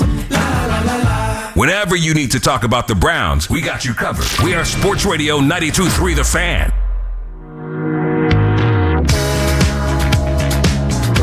You can listen to The Fan anytime, anywhere on the free Odyssey app or by telling your smart speaker to play 92.3 The Fan. And now you can find The Fan on YouTube, including The Ken Carman Show with Anthony Lima, 6 to 10 a.m. and Afternoon Drive with Nick Wilson and myself, Jonathan Peterlin, from 2 to 7 live each and every weekday on The Fan's YouTube channel. Subscribe to our channel for free to watch all the best content from your favorite shows in The Fan live and on demand now. Back on Afternoon Drive, Nick Wilson, Jonathan Peterlin. We've got Ross Tucker coming up in about 15 minutes. It should be noted, Kyler Murray's now been put on the IR, and he's supposed to be out 4 to 8 weeks. I don't know how anyone can take this other than they told Kyler he wasn't starting this week, and he said, just put me on the IR. He'd been dealing with the issues already, though. Like, it's another layer to we need to be out of the Kyler Murray business. Not only is he short, he doesn't love football, as evidenced by clauses they've had to put in his contract that make sure that he's at the facilities for enough hours in a day. He likes video games more than he likes football, and he's also now broke. Forget the idea that he's never won. He's never had a 500 season, never thrown for 4,000 yards in a season, and has never thrown for 30 touchdowns in a season. Forget all that stuff. But he has thrown for 25 touchdowns several times. Several times. That's right. He's very good at that sweet spot, that 25 touchdown sweet spot. If Kyler Murray was your starting quarterback this year, you win 5 games, maybe 4. On this team, I think you would have a much better offense if Kyler Murray again. Well, we have an historically bad offense. That's not really saying much. Yes, but if you had a passable offense, you would be at least a 500 team right now, right? You're not a 500 team with Kyler Murray as your quarterback. That's 2 extra wins. I mean, I'm trying to think of the Bengals win. That happens. Minnesota. Minnesota. You can't just pick and choose the games that he's going to have better games in order to give you the 2 points that you would need to have the wins. That's not how this works. I think that's the entirety of sports talk. That's not how this works. I think that's exactly how this works. No, that's not how this works. You don't get to just pick and choose which ones he then has his better games in. Have you seen? So you can pick and choose 2 games he would have had worse games. Jacoby Brissett, the offense with Arizona with Jacoby Brissett relative to the offense with Kyler Murray is night and day. It's wild, the difference between the numbers attached to offensive points per game, yards per game, everything that accompanies that. Like Kyler Murray, he's not good at this yet. I think it's gone. You just got to give the little fella some time. The yet part's removed. He's only 28. He's a late bloomer. He might be from what my friends tell me, the greatest high school player in Texas state football history. Like he is as good as it ever has gotten. And Texas football is a real deal. But it's just, and then you win the Heisman, and you have everything associated with yourself, and it's just been a downward trend ever since he's had to go from next level to the next level. And then you have the second greatest left-handed quarterback in Hawaii high school football, Short King versus Short King. I thought you were going to say in this decade. Well, I mean, I didn't want to be insulting. Yeah, no, yeah. I'm not bringing that one on air. However, somebody told me they'd recently met and spent a small amount of time with Dylan Gabriel, and they're like, I think he's got it. And I was like, okay, all right, that's enough to drink for you. Got what? Lifts for his shoes to look taller? What has he got? Has he thought about that? Yeah, Saban, the old Nick Saban. Getting the lifts, yeah. Yeah, they sell them on the TikTok shop all the time. Now, I don't know what it is about the world of college football, but we have heard some just doozies out of college football media, right? There was the AP voter that was basically like, I don't really watch all the games, and I just kind of put them where I think they should go, that kind of thing. Ohio State at third. No, he had reasoning for it. His reasoning was stupid, but at least he had reasoning. Oh, I was thinking about the female reporter that got caught on a Zoom interview just being like... Oh, I saw her. I thought you were talking about the guy we brought up last week in Quick Hits, the Iowa AP voter that put Ohio State third because he likes Texas A&M's offense better. Yeah, well, naturally, they all do. However, I think we might actually have the dumbest college football take of the year. Andrew Perloff, all right, McLovin as he used to be known, on Maggie and Perloff on the Infinity Sports Network, talked about why he can't vote for Julian Sand to win the Heisman. There is a lot of Heisman hype, but how hard is his job? Let's be realistic. I mean, Penn State, that means nothing. How could people vote for Julian Sayin? Who is Ohio State beaten? I don't know. I can't understand it. How do you know what this actually means until he plays a good team and he's thrown to the greatest wide receiving core that we've seen, except for the last 3 years of Ohio State wide receivers? For me, it's really hard to distinguish Julian Sayin from, say, Jeremiah Smith. People cannot vote for him. You cannot vote for Julian Sayin. He has the easiest job in college football. All right. I hate every bit of this logic because he's saying two things. The first one is, well, he's a product of the talent around him, which I don't think is an unfair idea to kick around. But the second one is, well, they haven't played anyone. You can't, if you're Julian Sayin, you can't, okay, Texas has been your best opponent. You can't, which, by the way, actually looks better now. It looks better now. But, Bryce Young won the Heisman in 2021. Was he throwing to a bunch of nobodies? Joe Burrow had Justin Jefferson and Jamar Chase as his wide receivers. Pretty good players. Best offense we've ever seen in football. I couldn't vote for him as Heisman. Guys, if we stop voting for guys who play on stacked teams, you're going to get another Travis Hunter at Colorado situation where a guy on an 8-win team gets a damn Heisman. Yeah, it just doesn't feel like the type of thing that we should be doing, especially with this Heisman race where Mendoza, if he has a 4-5 touchdown appearance and is the reason why Indiana wins a game late. Maybe that's the sudden surge that he needs. But Ty Simpson is not the reason why Alabama's winning all these games at this point. It's not. I feel like we've run out of candidates, and so then we start throwing all sorts of arrows towards Julian Sayin in an unnecessary way. Yeah, and by the way, the third best odds right now. No, the fourth best odds were A&M's quarterback who is playing around NFL talent, even Fernando Mendoza. Reed. For all the things we're saying about Fernando Mendoza, look at Curt Cignetti's offense. He's putting guys into the pros in Indiana. I actually think that this paves the way. I think a lot more people agree with Perloff than I want to realize, and there are going to be people who give Fernando Mendoza the Heisman because he's playing in Indiana. They're not going to look at the talent around him. They're not going to look at the head coach. They're going to look at, he's doing this in Indiana, and that's more impressive. It does mean something to people. I'm sure it does. I guarantee you, it's a reverse brand bias that's going to hurt Julian Sayin. And it might, especially if Mendoza is the reason why they win a game late. I mean, he came off a bad game this last weekend. I actually think that hurt his odds in an interesting way. But I can't discredit Julian because when you watch these games, Nick, some of the throws he's making, yes, Carnell Tate's awesome, Jeremiah Smith is awesome, but some of the throws he makes they're well defended throws. He's putting them in spots. This is not Will Howard at certain spots last year. Yeah, and so that's a great point. Yes, he's got Jeremiah Smith and Carnell Tate and a few other weapons. They still haven't even locked the kid, the tight end. K last name. He's got 150 receiving yards. Max Clare. He's going to be in the NFL next year. He's actually arguably going to be a top 15-ish, top 20 kind of NFL tight end talent. The kid's got incredible. They haven't even harnessed him yet. Here's the problem.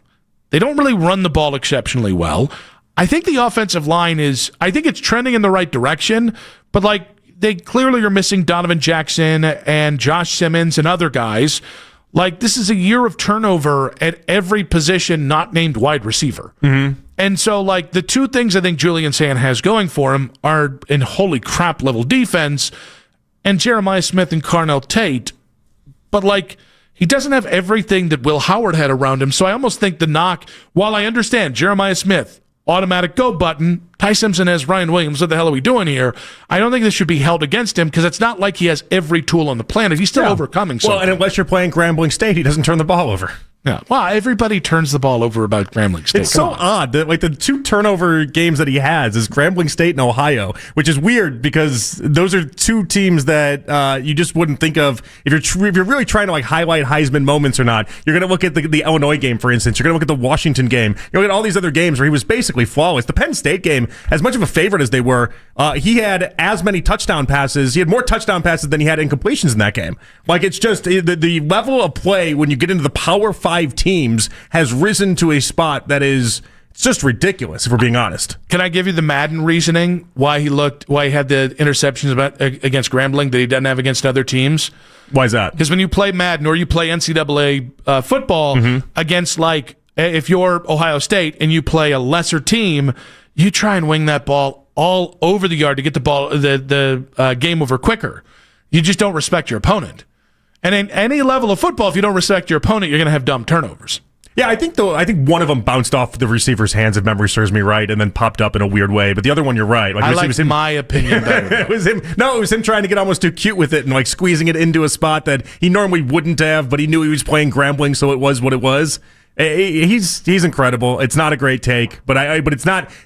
Parloff's not going to be the only one to think this, so get ready. So I think that's what maybe was most frustrating to me is I think the way he's attacking it, I just vehemently disagree with, and I'm less irritated with Perloff and more the idea that I think this is going to be a significant part of the conversation.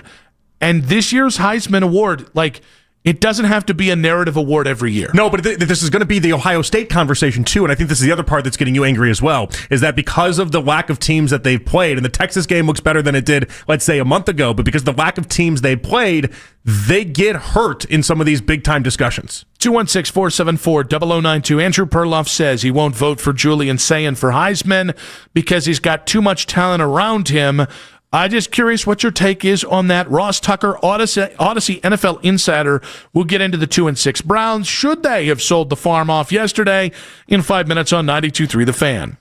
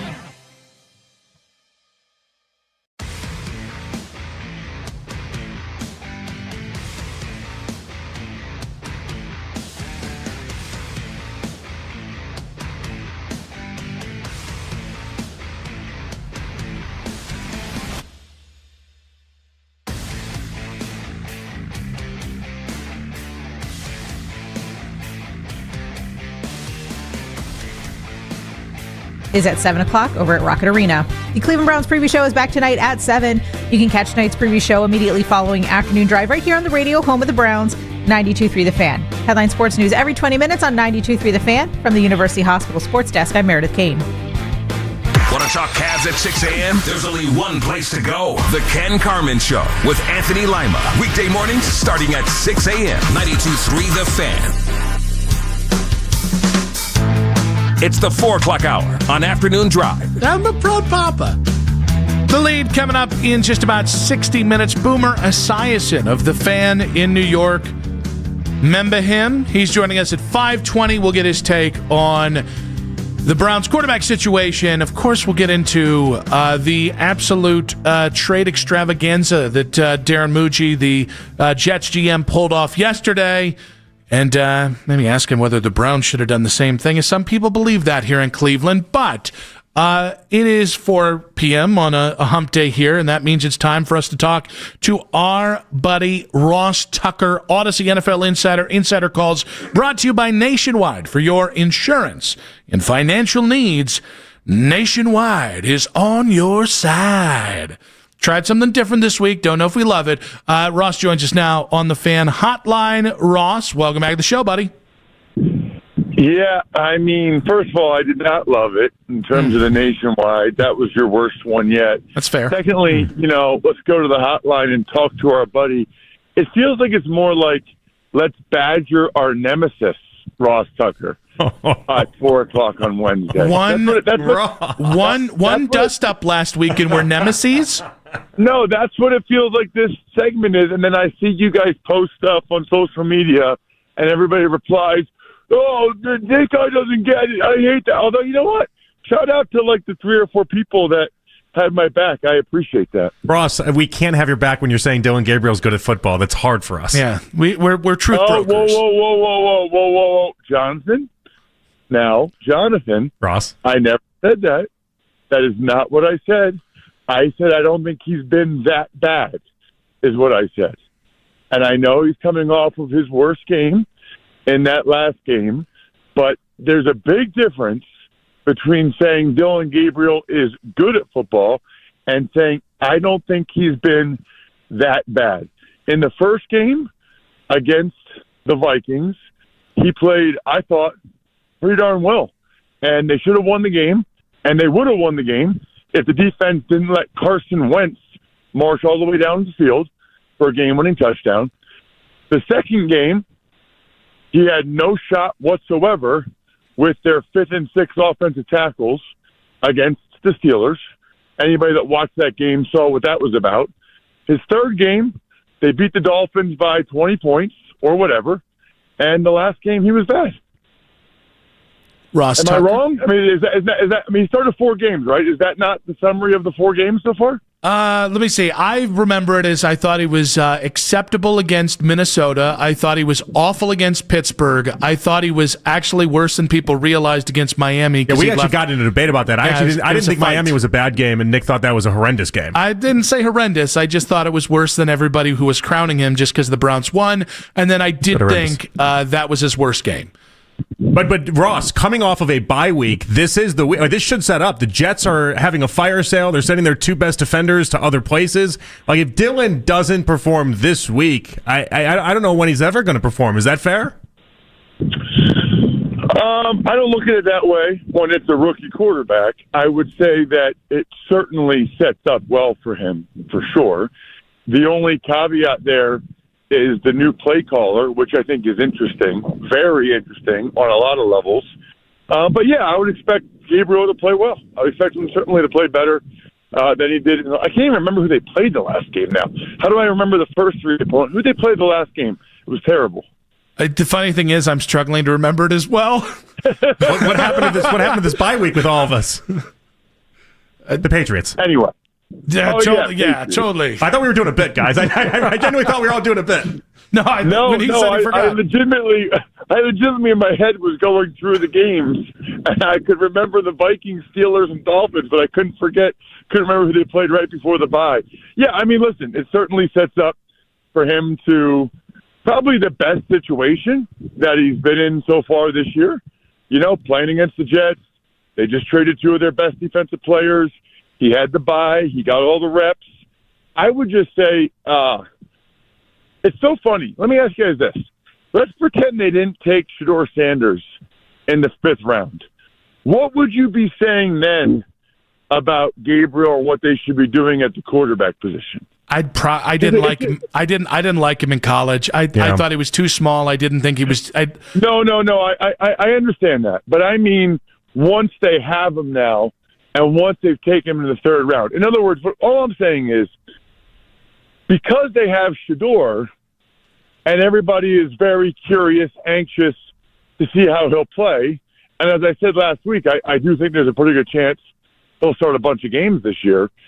I think that is making people more impatient with Gabriel than they otherwise would be. I mean, what other rookie quarterback who's played well enough to win 2 of the first 4 games for a bad team? What would you guys be trying to get out of there so quick? I mean, I think it's just that the offense is unwatchable. I think that's as big of a problem as Shedeur. Did you think it was unwatchable when it was Flacco? Yeah, I mean, it definitely got to unwatchable territory. I thought they handcuffed Joe. Yeah. Which I think we're seeing in Cincinnati. I thought they tried to turn him into a check down Charlie. He had the lowest ADOT of anyone in the NFL. Joe Flacco, of all people, had the lowest average depth of target in the NFL. That's wild, especially considering what's happening in Cincinnati, Ross. All right, so then what you're saying is it's not really about the quarterback. It's about the offense and the skill position players and how they're operating the offense, as opposed to being about Gabriel. I think it's kind of both.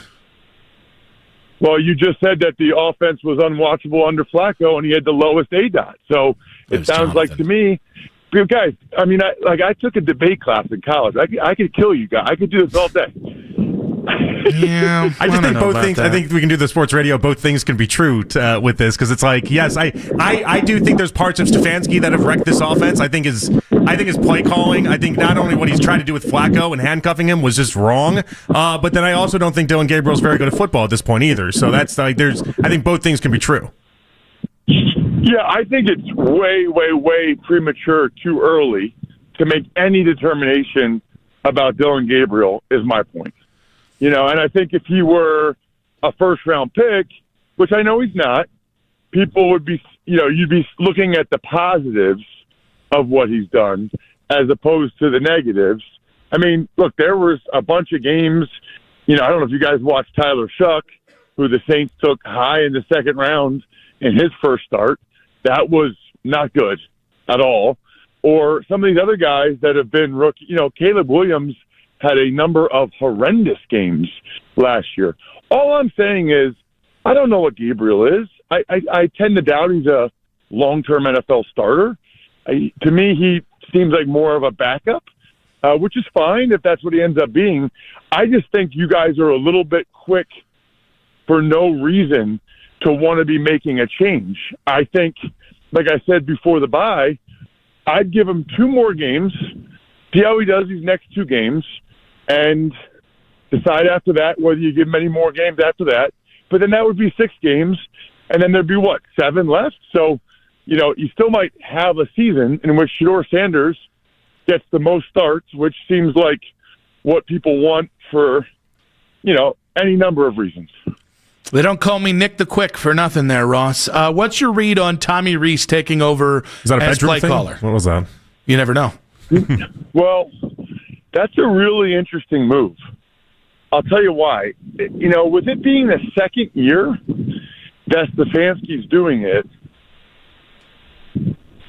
I guess the best way to say it would be, I don't really remember many head coaches doing this multiple times and still keeping their jobs. So the fact that when they went into the bye, Stefanski thought this was the move is very interesting to me.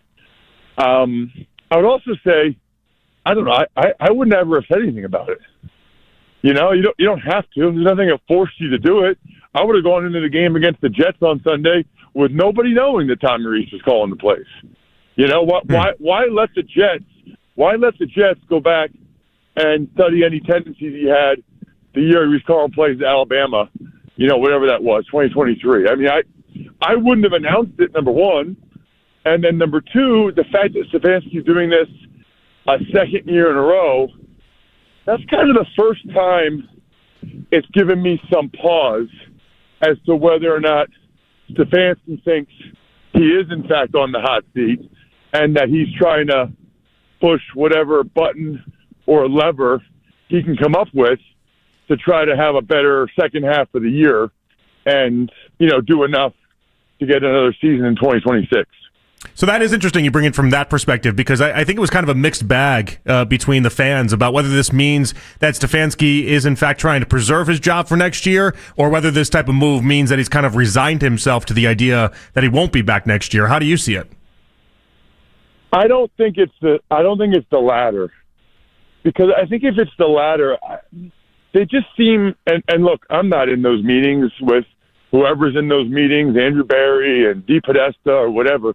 I'm not in those meetings, but I don't know. It would seem to me like they seem like they at least have been pretty aligned as an organization, which I appreciate, even though obviously some of their big moves have not paid off.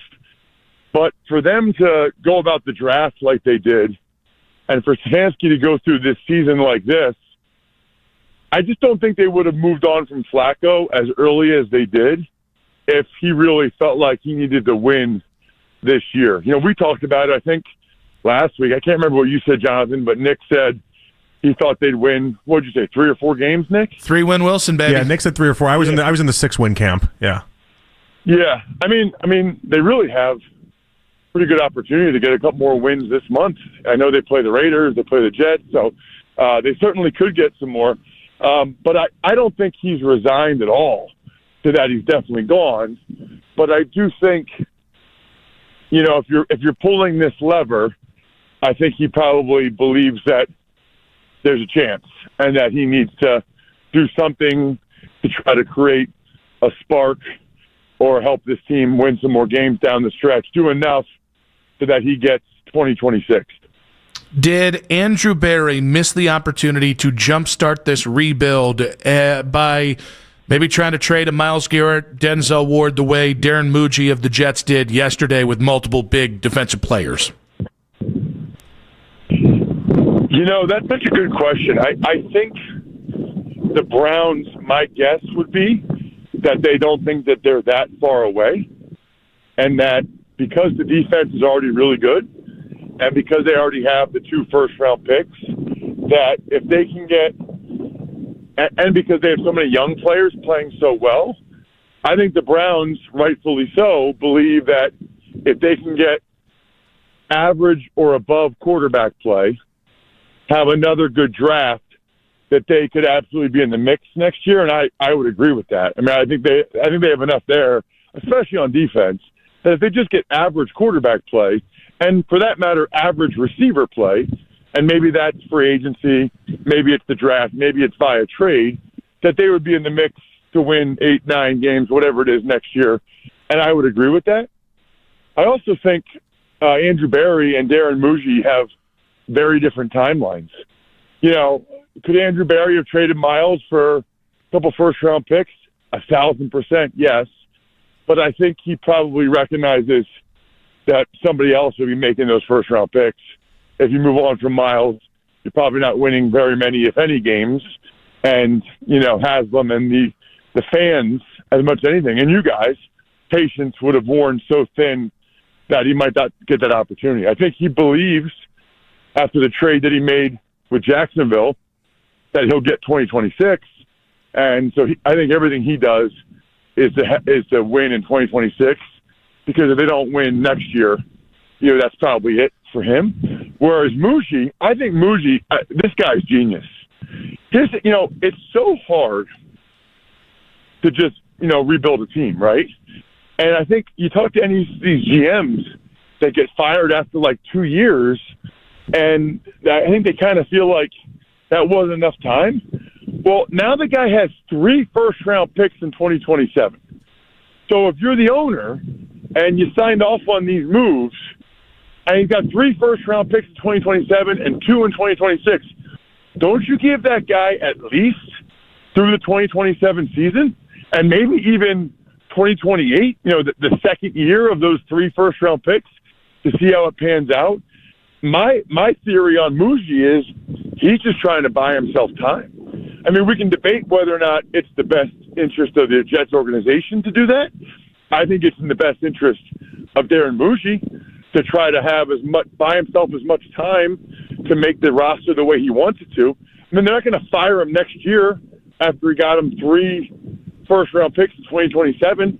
So he would get 2025, 2026, 2027. I mean, the guy's going to get at least 3 full off seasons to try to make the roster and the team whatever he can make it. I always say this, guys.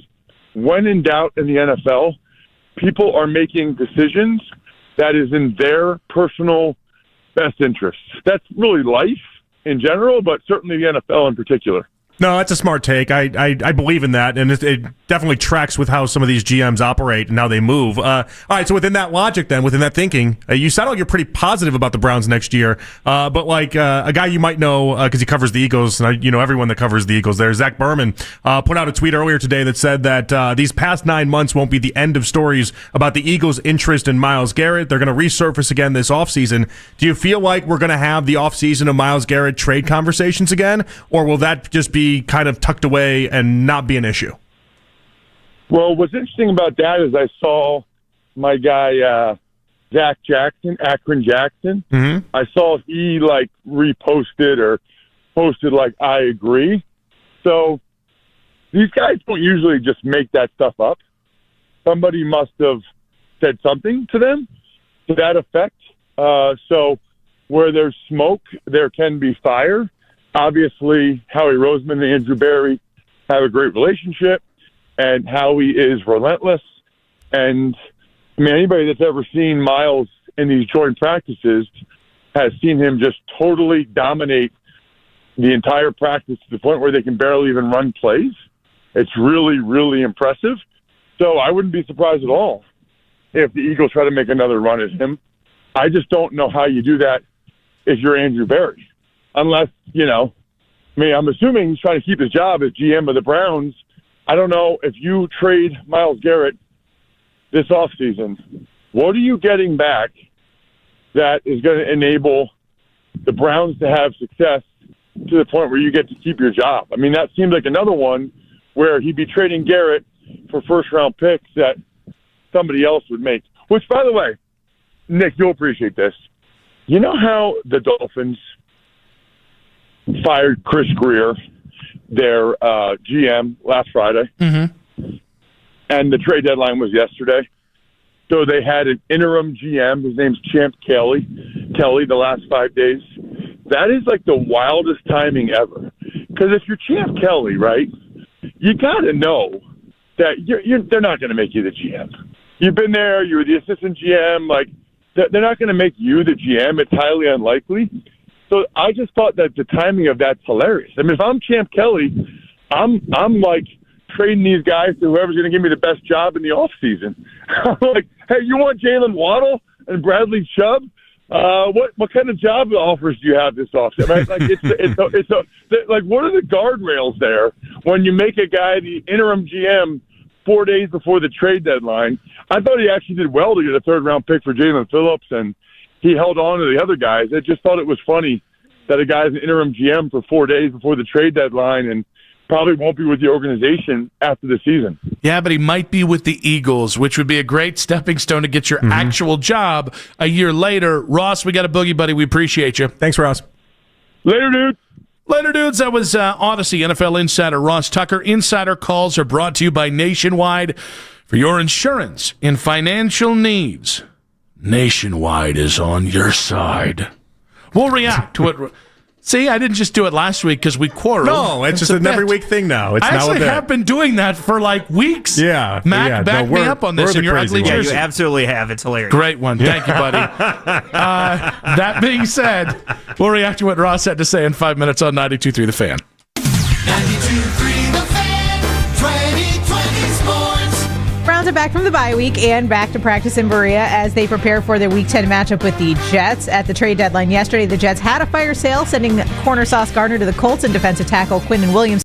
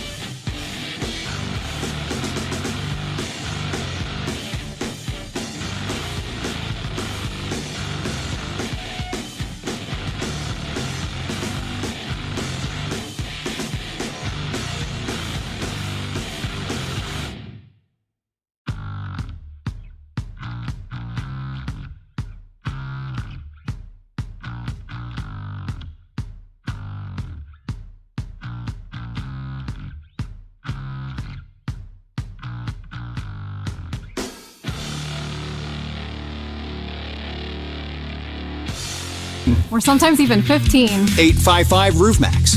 We're America's most trusted roofer because we always try to save your roof rather than replace it. 855 Roof Max. We'll restore your roof for a fraction of the cost of a new one. But don't wait. If your roof loses too much protective coating, it's too late. So call 855 Roof Max. When you want the latest on the Cavs, we're the station you turn to first. 92.3 The Fan is Cleveland's home for breaking sports news. Your teams, your station. As always, you can listen to this show and all of our local shows on The Fan on Apple Podcasts, Spotify, or wherever you get your podcasts.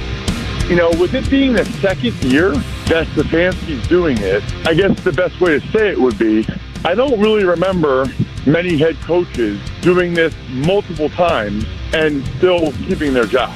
So the fact that when they went in the bye, Stefanski thought this was the move is very interesting to me. I would also say, I don't know, I would never have said anything about it. You know, you don't have to. There's nothing that forced you to do it. I would have gone into the game against the Jets on Sunday with nobody knowing that Tommy Rees was calling the plays. That's kind of the first time it's given me some pause as to whether or not Stefanski thinks he is in fact on the hot seat and that he's trying to push whatever button or lever he can come up with to try to have a better second half of the year and, you know, do enough to get another season in 2026.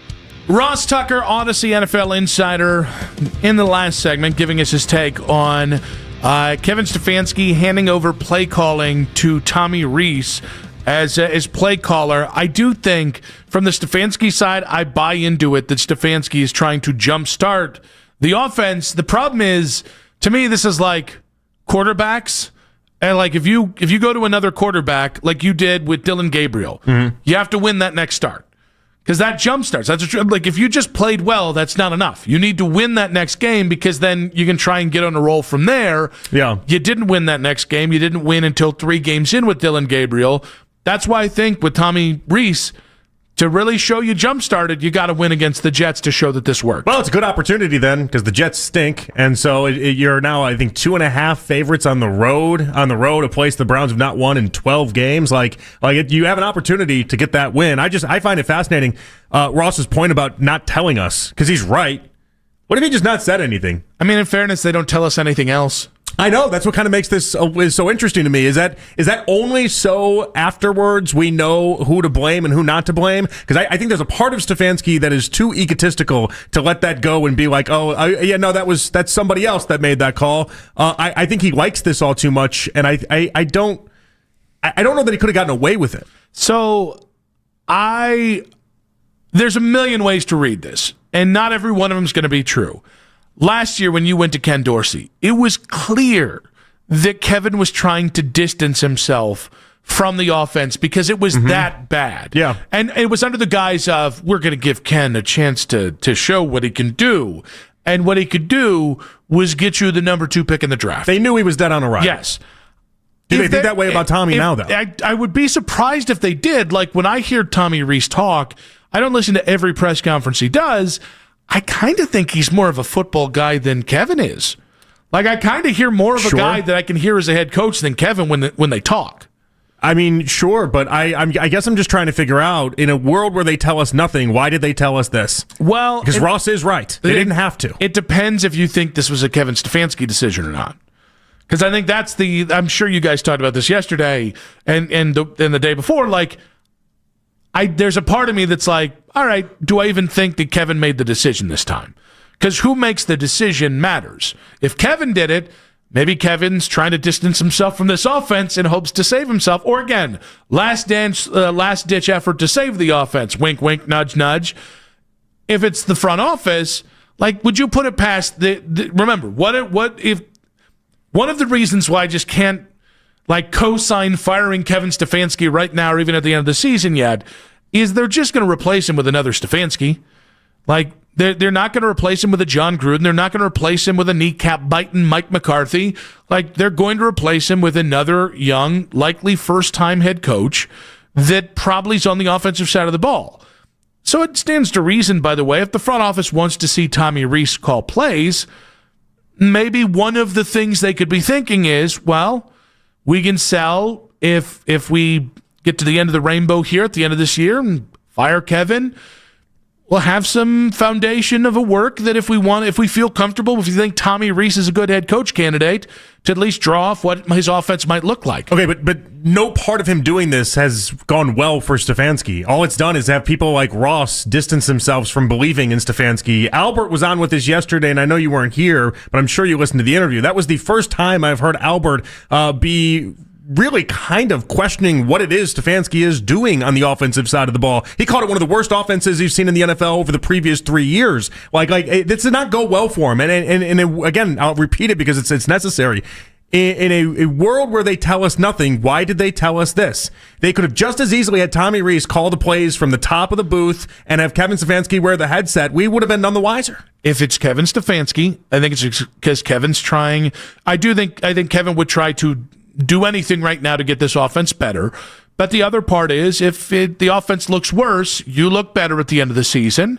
If the front office forced this on Kevin, like they forced Alex Van Pelt to get fired, I think that leads you to hiring Ken Dorsey, who's then your offensive coordinator, whatever it is, I absolutely think it could be, well, let's see if this jump starts the offense. And if it does, but you still don't end up winning a lot of games, hey, let's get some more background information on Tommy Rees. I don't think we can put it past any organization, especially if Barry and DePodesta think they're going to be here, which they should, at the end of the season. I don't think it's crazy to think, hey, this is a bit of an audition for Tommy Rees, whether that's as a coordinator again next year or whether that's as the head coach. It can be. It is interesting just thinking about why they, in fact, wanted this out and why they wanted to make sure that everyone knew, because they didn't have to do it. They did it last year, but they didn't have to do it this year. And so I'm trying to figure out where the win is here for Stefanski, because his reputation's taken a hit over the previous week. Nothing's happened. It's a bye week, and his reputation in dropping off the play calling has taken a hit. Yeah, it's funny. I think it just gives people who were in the Stefanski business for as long as possible to finally say, oh, now I have evidence that this is actually more trouble than I thought. I guarantee you this has as much to do with the 2-6 record and the fact that they're probably not likely to be more than a 5-win team this year. I guarantee you it has as much to do with that than the play calling thing. Or honestly, I think it shows you, not even the 2-6 thing, just how bad the offense is. So you're saying more like, why do a ceremonial move if you don't announce the ceremony, essentially? Yes. Like why make the big proclamation or why do something that would be a spark to the offense if you don't get the credit for then putting it out there and trying to get that spark? But the same thing goes to the media brethren who are starting to jump off the Kevin Stefanski ship. It is, if they just said it's the worst offense in the NFL and it's one of the worst offenses I've ever witnessed, okay, but is that all you need to jump off a bandwagon you've been on for 5.5 years, 2-time Coach of the Year Kevin Stefanski, whereas Kevin giving up play call duties is a ceremonial act that you can then go to and go, well, even he doesn't believe he can fix this. I just think it's odd for a lot of football people. They're just trying to rack their brain and be like, how many times have you seen somebody give it up twice and then also then be the answer long term? It just doesn't happen often. I just think it's a lot of people trying to defend an organization that isn't the Sashi Brown, Hugh Jackson led Cleveland Browns, and so that's the litmus test. And this is the first thing that sniffs that level of dysfunction, doing it 2 times. And by the way, you don't have to, this is the problem with helicopter coverage of the Cleveland Browns. It's what drives me crazy sometimes, is that people view it from afar. They know the participants involved, and they go, wow, they're better than Freddie Kitchens. They're better than Sashi Brown, instead of actually paying attention to what's happening. If you're paying attention, there was nothing about Kevin giving up play calling duties that was actually surprising, because the offense is awful. They took an awful offense last year and made it significantly worse. I was still surprised by it. I was surprised by it not because the offense was great or anything. The offense was bad. I just didn't think he'd ever give it up again. I didn't think he'd look at Tommy Rees, who's never called plays at the NFL level, and say he can do this better than I can. I think who makes this decision makes a world of difference. If Kevin did it, then I think you're right. It would be surprising that Kevin would do that 2 times in a row, but I don't know that I can. I think Kevin's being strung out to dry here. I think that has been as apparent as possible from the second they put this thing together with Joe Flacco, Kenny Pickett, and the 2 rookies. it was all right there if you were just paying attention, as you and I were, as many people on the station, as many people in town were, that you could see how this thing plays out, and it goes down the road that is bad for Kevin Stefanski and only Kevin Stefanski. Monday only confirmed that I just think, all right, I don't know that I buy this was Kevin Stefanski's decision, and if it wasn't, honestly, if I'm Kevin, I'm telling everyone, oh no, my decision. I wanted it this way. Altruistic as hell, because the reality is, if it's the other thing, and I think it's the other thing, that's one more strike in the column of Kevin's about to get murked, and this has all been leading to this. This has all been part of their plan, even if Kevin wasn't in on the plan. It's interesting. By the way, there was a comment in Stefanski's presser on Monday you would have hated. They asked him just straight up, like, how do you feel being the only one that speaks for the team ever? How do you like that responsibility? And he had to sit up there with a straight face and be like, doesn't bother me at all. Yeah. I'm okay with that. It's like, all right, man. I get you. Everyone, we all got jobs to do. It stinks that this is your job right now. It Kevin, really does. Blink twice. If you're lying. We all got bosses. We all got people we got to answer to. We'll get some. That stunk for you, man. I felt for you there. We'll get some quality pizza. Listen to some Pearl Jam. A lot of strong platonic male hugs if you need them. We're here for you, Kev. Yeah, Kevin wants one of those strong platonic male hugs. Look at the. I'm designed to hug. Yeah, I'm not designed to do any other thing on this planet other than sit my fat ass on a couch and watch some football. But I can hug. Pro Bowl hugger right here. Hall of Fame hugger. First ballot Hall of Fame hugger. Okay. Is Tommy Reese auditioning for the big job? I got a lot of cushion here. Yeah. Okay. Very soft. Very, very, very pliable. Is that the right word? You're describing a mattress now. Essentially. Sauce Gardner tweets Tell me back. That's Serta. I'm going to say we've got evidence of bad parenting from the world of sports. That's coming up in 5 minutes on 92.3 The Fan. Hey, guys, Nick Wilson.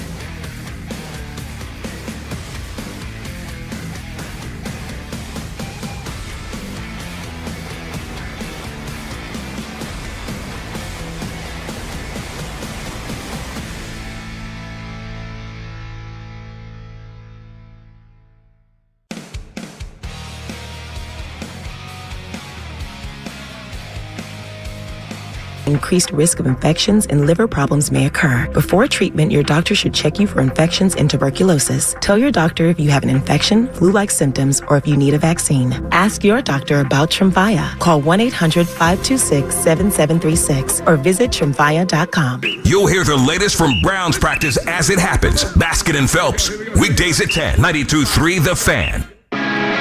Get the latest from Browns practice throughout the week right now on our YouTube channel. Daryl Ryder recapping each and every practice and game while featuring the best highlights from coaches and players during media availability as well as on-the-field action. Subscribe to the 92.3 The Fan channel on YouTube now to get all the latest from Daryl Ryder and the Browns all throughout the football season. Back on Afternoon Drive, Boomer Esiason coming up in just about 40 minutes of WFAN fan. WFAN, the hell. WFAN, the Fan in New York, the mothership, as it were. They claim to be the first sports talk station in America. They're not. But First FM, okay, potentially. But no, Boomer's great. NFL analyst, great stuff. I cannot wait to talk with Boomer in about 40 minutes there. But we got to have a come to Jesus moment here. All right, let's do it. All right. You and I, both fathers. Mm-hmm. I think there's something that's been going on for a long time. And it doesn't take, like Netflix has like 3 documentaries on, influencers who are like kids, like who's the chubby little kid with the Rizzler? The Rizzler. Like, stuff like that, right? Yeah, the Rizzler. Yeah. But I think we've got enough evidence now in the social media era where everybody can be your own star. That's great, right? Not shaming you. But like yesterday, Sauce Gardner gets traded. Quinnen Williams Jr. gets traded. And there was no shortage of people who wanted to have their reaction. All well and good.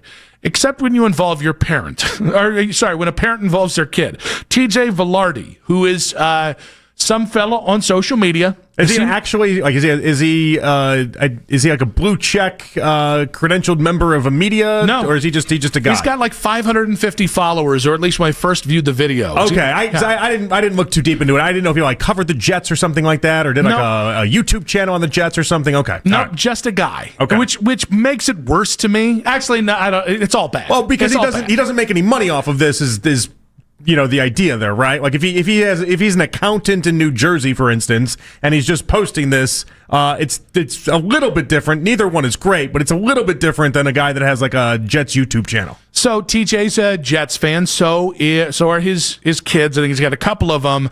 And Sauce Gardner is one of his son's favorite player. And so he videotaped, because I'm 157 years old, he videotaped the reaction of telling his kids that Sauce Gardner and Quinnen Williams Jr. got traded. It's okay, okay? What? The Jets traded Sauce today. To where? To where? No, it's okay. That means I can get a rivalry jersey. It's okay, I'll get you a different one. He went to Indianapolis, and they also traded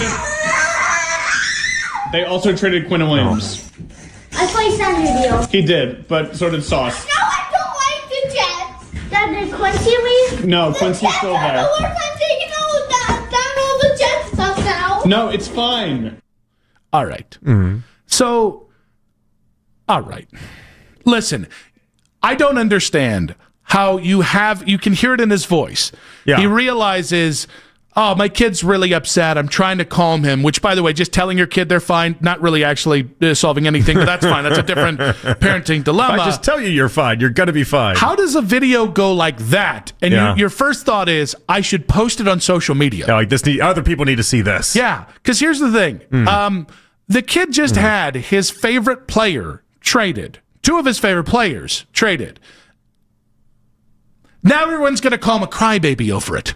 Well, I don't know. I mean, I'm not going to defend the guy here. I don't know about everyone calling him a crybaby over it. I'm not saying everyone, but enough people. You think that kid's going to live that one down going to school? I mean, how old was the kid? Was the kid in like, what, 3rd grade maybe, 4th grade, 5th grade? I'm not really sure. It's not great. I don't want to be in the position of defending the guy. Seems like you want to be in the position of defending a guy. I don't, but the kid's not going to have like long-lasting ramifications from this. It's just a crappy thing to do. It's going viral. Because here's the problem. He didn't just post it on social media.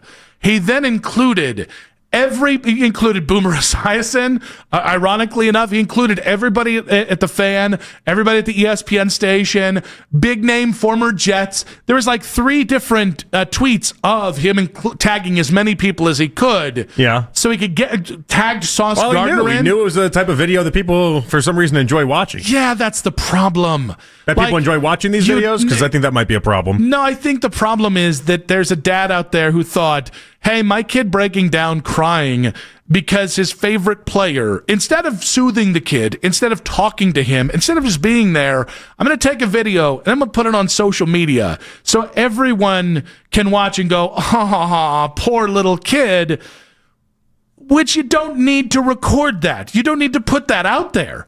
Like, to me, it's like, why do we do that? Like, listen, if you're taking your kid to Disney and you want to record telling them, and then they happen to break down crying. Tears of joy. That's a joyous bit of news. Something I've admitted I've never done in life. I've cried a lot, never tears of joy. Like, what's next? Hey, guys, camera on? Okay. Hey, Grampy's dead. What do you think about that? What? This isn't Grampy's dead. This is but my point is, it's an emotionally manipulative thing that he's doing, telling his kid something that is clearly going to upset them, so they can turn around and put the thing on social media. How old is the kid? Because right now, I mean, Charlotte's almost 3 years old at this point. She cries an awful ton. It would take absolutely nothing to get her to cry. Yeah. Just tell her Sauce Gardner got traded. I might when I go home tonight, be like, hey, so I hope you're enjoying dinner. Sauce Gardner got traded, and then she'll turn into a. Ooh. But like when I when I have the Browns game on Sundays and we get both TVs on, and it's not one of her TVs on her shows, and she tells me I hate the Browns, I said, you're ahead of the game here. Yeah. Well, see what I think. A lot of people feel that same way too, Charlotte. Tell her who's Miss Rachel. Miss Rachel. Tell her she got canceled. Yeah, she hasn't watched Miss Rachel in about a year or so. Oh man, is it Miss? What's the new one out there that was just Gabby's Dollhouse is the one that she likes a lot. Actually, we're seeing Gabby's Dollhouse tomorrow. I was thinking about the other Miss. Isn't there another leaving Miss? From here to go see the end of Gabby's Dollhouse. What does my life become? Fox 8 just Miss had Julie. her on. Miss Julie. Oh, Miss Julie. Julie's a fox. Yeah. So the internet tells me she's too good. She's too good looking. You can't have that. Miss Rachel works because she's just not that. She's not that conventionally attractive. They actually broke down. Miss Julie might be too attractive. The Miss Julie numbers, and it was exclusively dads watching. Yes, just horny dads. As the kids just played this with is pretty good. Lincoln Logs in the background. Pretty good. It's all divorced dads. Because no wife is looking at it and being like, this is what we need to watch. She's really sending a great message to these kids, man. I almost want to tell Miss Julie. I always send her a message and be like, hey, you're doing great, but there's a flaw here. Oh, I want to tell her the opposite. There's a flaw here in your plan, and your plan is that no one's going to put you on because you're just too conventionally good looking. I was going to say, the YouTube. You need to be non-threatening to everyone in the room. I was going to say YouTube for the kids, OnlyFans for the dads. Think about it. Double dip. Yeah. By the way, same programming. 2 different subscriptions. Same programming. Well, you put it in a different separate channel, hopefully. Yeah, no. No, but my point is, separate the two a little bit. Same premise. Yeah. But on the OnlyFans, half the clothing. She also teaches us ABCs. Yeah. I bet you there'd be a lot of dudes who can't read right now that would learn to read 5 to 7 minutes at a time. 5 to 7 minutes. This is how we get things done in society. Yeah. This is it. Think about it. We got a whole epidemic of male loneliness. Miss Julie, hey, it's okay to be lonely. 10 out of 10 absolutely would. I think that's part of the why Miss Rachel's the behemoth financially that she is that she's just not threatening to anybody that watches. She's just not conventionally good looking enough for it to matter. OnlyFans. And every mom is like, I can put this on with my husband in the room and everything's going to be all right. He's not going to have any thoughts or anything. It's Miss Rachel. And then Miss Julie enters the chat. And that's just unfortunate for her. I think it's fortunate for all involved. But no, it's a chotch move to go ahead and record your kid getting bad news. Now, is it okay if you recorded this news and then saved it for like 20 years from now, and then you guys had like some ha-has over the idea that the kid melted down over Sauce Gardner? Yeah, that would be funny as hell. Is that okay? As long as the kid's cool with it being put out there. Well, I mean, not even saying putting it out there. I'm just saying it's one of those videos that I'm sure we all have these videos that like your parents show you when you're an adult, and it's you as a kid being like, there's one of me crying over like a Power Ranger. I was like 5.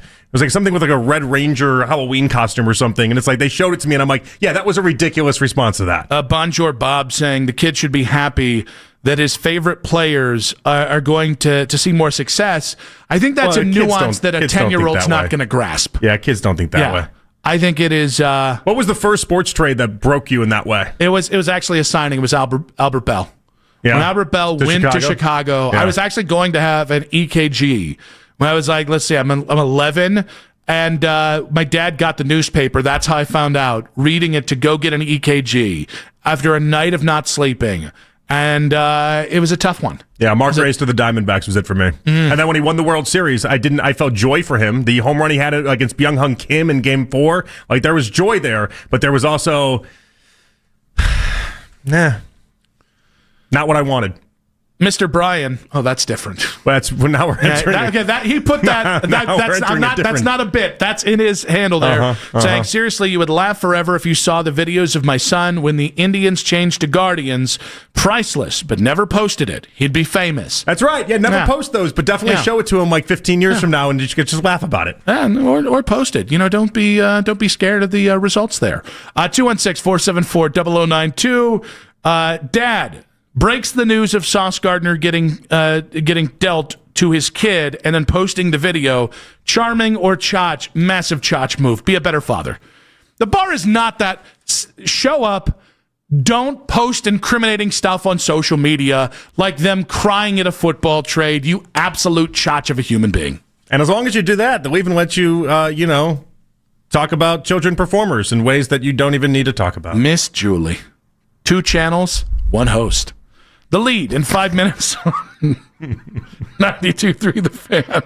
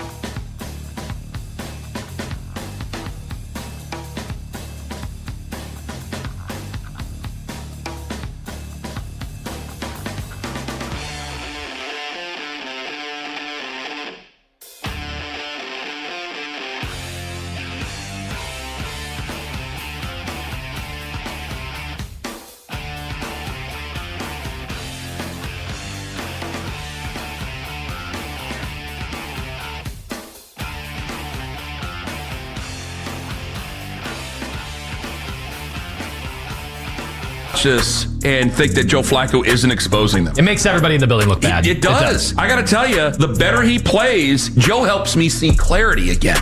Not just being in my Browns bubble, but I look at it and I go, this is something that why can't we even approach anything like this? Why couldn't we do it with Joe? The Ken Carman Show with Anthony Lima. Weekday mornings starting at 6 a.m. We are Sports Radio 92.3 The Fan. It's 5 o'clock on The Fan, and it's time for The Lead with Nick Wilson and Jonathan Peterlin on Afternoon Drive. Sports Talk on The Fan is presented by Paramount Plus. You can't count on much, but you can always count on Sundays with the NFL on CBS and Paramount Plus. Watch your local NFL game live every Sunday all season long. Visit ParamountPlus.com/NFL to get started today. Boomer Esiason coming up in 20 minutes here. Nick Wilson, Jonathan Peterlin back on Afternoon Drive. Excited to talk to Boomer about the Jets fire sale. What does that mean for this game on Sunday? But let's get to the lead. David Njoku made it clear when speaking to the media that he was not thrilled. That he was thrilled to not be traded before yesterday's deadline. I'm in Cleveland, baby. I'm not going nowhere. I ain't leaving. So it's still the last year of your contract. You're hoping that I'm not leaving. Ever. So you don't want to leave. Jesus Christ. No. Do you think we can work something out when you're here beyond this year? I hope so, yeah. Do you know if extension talks started at all or not? I can't say. I'm so happy, man. I don't know how to put it. I'm so happy. For real, I'm serious. Did they ever tell you before? If you ask me if I'm happy one more time, I'm going to lose my... That's not what I'm asking you. All right, did they tell you before or leading up to? Listen, dog, I found out the same way you found out at 4 p.m. yesterday. I'm here. Okay. I ain't leaving, okay? Nah, y'all doing it. David, are you happy? I'm happy as hell. You gotta love it. It's just, I don't know if this is an endorsement for Stefanski, an endorsement for the front office. I'm not really sure what it was. Just an endorsement to be a Cleveland Brown forever. But I like that Njoku spoke the way that he did. He was cagey. We like cagey Njoku. And more importantly, when you're 2-6, it's good vibes, right? And here's the thing. I think it makes a lot of sense given the accelerated cap hit. When Njoku and Wyatt Teller finally are no longer Cleveland Browns because of the way you've restructured their contracts, you're going to get a little bit of dead cap there at the end of whenever they're going to be here. Wouldn't be the worst thing if you re-sign both guys and then you push that cap hit 2 years down the road, while also still keeping two very useful players who I think are still have a lot of good football. Well, I mean, it kind of sounded like they were doing some sort of negotiations, right? Like Njoku said, I can't say. Well, if asked if you were doing negotiations and you weren't, you could easily just say no. No would be the answer there. I really wish we could, and I think David wanted it too. I wish we could have gotten an acknowledgement of the Wolf of Wall Street reference, which is one of my favorite movies. I think he assumed a lot of people got it, and then he did it, and then it didn't hit the way that he thought it would. I think the context makes it hard to get for the beat reporters because they're thinking football, they're thinking, He also half sold it too. He did the I'm not leaving thing, but he didn't do it in the way, the exact way that you would in the movie. They're gonna have to call the National Guard to get me out of here. I know, because I ain't going nowhere. But you're towing the line between doing a actual meetup with reporters and also being a cartoon character, and so it's a really tough balance that I think he was trying to do. Kind of what David's done for most of the time because he's a very bubbly personality. Listen, it can go a lot of different ways. You can go really into that. You can go into being Leo and trying to make that all work, and or you can face plant. And I think he got worried that if he committed to the bit too long, it was going to face plant, and so he hit the eject button. That's okay. Ashley Bastock, Cleveland.com, joined us today at 3:20. We asked her if Andrew Berry missed an opportunity to sell at the NFL trade deadline. I feel like they still could have added some to this team still. We talked about, if anything, they were going to be buyers at the trade deadline. I do think they wanted to add to their pass-catching core, and just nothing really materialized. I think it was a fairly loud NFL trade deadline day because of those Jets blockbuster moves. It's this interesting dichotomy, and, I think the other interesting thing is, I was reading, a lot of these deals that got done yesterday with these guys on expiring contracts, there were not extensions also drawn up. So they're still on their expiring contracts. So if that was the trend this year, it just makes it all less valuable. You're going to get less for them. And at a certain point with this team, I'm like, how many more day 3 picks do they really need? The trade I would have seriously considered if the same trade was offered to you as what was consummated was A.D. Mitchell and the 2 firsts to the Jets for Denzel? Sauce Gardner. If they had offered that for Denzel, it would have been really, really tough not to pull that trigger. Overall, if somebody had come along with 3 firsts for Miles in a player, or a couple more assets, or multiple firsts for Denzel, or a second rounder or a third rounder for Wyatt or David, those trades would have made sense with where you're going.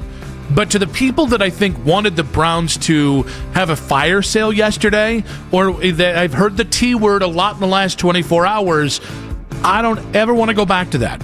And I know the Jets media right now is eating up this fire sale that the Jets had. And listen, Quinnen Williams has not been happy there for a couple years. Sauce Gardner has not been happy with the way the last 2 years have gone. Neither guys played their best football the last year and a half either. Those things matter. But at the same point, you've got 2 firsts next year. You can find a way to get more draft picks if you need to. The Miles conversation isn't going to be dead until Miles stops playing or is traded one way or another. The people wanting to tank or fire sale, I think it's just being pissed that they're bad. Well, so what's interesting to me about that, I think logic has to be the order of the day here, because so many people entered yesterday based off of a Schefter report that they were going to be buyers. Yeah. Like, what are we, huh? Like, make that one make sense. Anyway, what's interesting about that is that then so many people spent so many days convincing themselves that this team was going to be buyers based off of a Schefter report. It ends up not even being anywhere close to accurate, as evident by what happened at the deadline, the nothingness that happened at the deadline for the Browns. Meanwhile, everyone hangs on to his every single word as if it's gospel. Like, we have to get it through our heads. They lie to the media constantly. They lie to the fan base constantly. They don't see Schefter or anyone else as an avenue to tell you guys the truth, and it's just important to note that in days like today. Odyssey NFL insider Ross Tucker joined us last hour. He said it's really interesting that Kevin Stefanski gave up play calling for the 2nd straight year. With it being the 2nd year that Stefanski's doing it, I guess the best way to say it would be, I don't really remember many head coaches doing this multiple times and still keeping their jobs. So the fact that when they went into the bye, Stefanski thought this was the move is very interesting to me. I would also say, I don't know, I would never have said anything about it. You don't have to. There's nothing that forced you to do it. I would have gone into the game against the Jets on Sunday with nobody knowing that Tommy Rees was calling the plays. That's kind of the first time it's given me some pause as to whether or not Stefanski thinks he is in fact on the hot seat and that he's trying to push whatever button or lever he can come up with to try to have a better second half of the year and, do enough to get another season in 2026. Yeah, I'm going to think about it for a while. It's just a very interesting point by Ross. Like, he announced it last year when he changed off the play calling, and that felt with good reason. That felt, I want everyone to know Ken Dorsey's now in charge, and Ken Dorsey has no chance of making this work, and when it fails, it's going to be on Ken Dorsey. But I don't know why he would do the same here for Tommy Rees, unless he just wants the public attention attached to it all, and if it starts to go well. But if it starts to go well, then people are going to look at Kevin in a lesser way. He could have easily pulled it off the way Ross is describing it, and nobody would have known if he never said anything. So I just want to know who ordered the code red. Yeah, I mean, there's no way it's Stefanski. I cannot believe it's Stefanski. So, because if it's Stefanski, I just refuse to. You can paint it the same way you painted it last year, which is he's trying to either spark the offense or he's trying to get distance from a bad offense to better his case for staying, right? If maybe you hand it off, if it looks better, you win more games, you keep your job. If it looks worse, you can go see it wasn't my fault. If it was anybody else, one, doesn't look great for Kevin because it looks like he has even less power than you thought, and two, you can really start to spin it pretty easily like this is some sort of an audition for whatever reason for Tommy Rees as well. This could have been an ultimatum. You want to go a step further on this? This could have been either give up the play calling duty or go to Shador. Take your pick. If you chose giving up the play calling duty over just playing Shador, he believes in Dylan Gabriel. He's like, all right, I'm going to give Dylan Gabriel more of an opportunity, more of a chance. I'll give up the play calling to give him that opportunity. I will say, ultimatum from Haslam. I don't think it's about belief in Dylan. At that point, it would just feel like Kevin really, really doesn't like Shador. Because he's like, listen, it's here. I'll play the role Jimmy has him here. Listen, candidly, Dylan Gabriel stinks.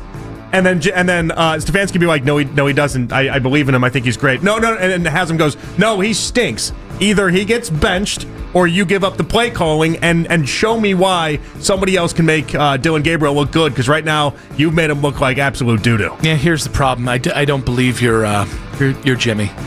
I don't. Well, I don't have an accent. You should have. I don't do impressions. You know this about me. I think John you do. Malkovich cleared me of any impressions I'll ever have to do in life. No, that's on this tough show. accent to do. It's really not that tough. John Malkovich. Especially, it's very tough. That was not Malkovich. I was doing one of the. There are multiple Malkoviches you can do. You know which Malkovich we're doing, though. I'm not doing the Russian Malkovich. Teddy KGB is the only Malkovich that I bring to the table. Then you need to expand your Malkovichian horizons. Further I would proof, say. if I only have one Malkovich in my arsenal, I'm not an impression guy. Joey Molinaro's got like 37 Malkoviches. I know a lot of people who have many Malkoviches. I think you could be one of them if you just committed yourself. Can't do it, won't do it. I'm John Malkovich. All right, guys. Boomer Esiason. You're special. Oh, I don't hear anything from you over there, Mr. Bordop. You got a Malkovich in you? I know better than to attempt it. You're Teddy KGB. Want to do a Hasm for us? Yeah. You got anything there? Candidly, absolutely not. Make me a bicycle clown. How about that? NFL analyst and morning show host on The Fan in New York. Boomer Esiason joins us next. We'll talk the Jets fire sale and whether he liked it. And what does the fire sale, is it going to be the thing that motivates Aaron Glenn's Jets or deflates the Jets? In 5 minutes on 92.3 The Fan. Hey guys, Nick Wilson here for my friend.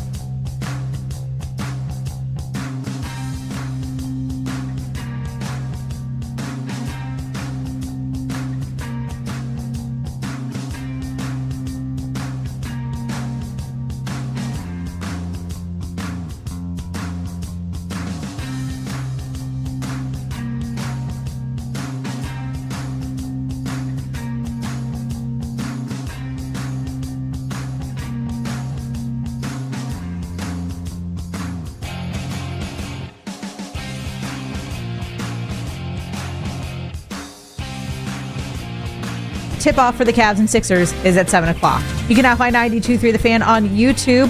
Subscribe to our YouTube channel and get the best content from our shows each and every weekday. That's 92.3 The Fan on YouTube. Headline sports news every 20 minutes on 92.3 The Fan. From the University Hospital Sports Desk, I'm Meredith Kane. Headline sports news every 20 minutes from the University Hospital's Sports Desk. We are Sports Radio 92.3 The Fan.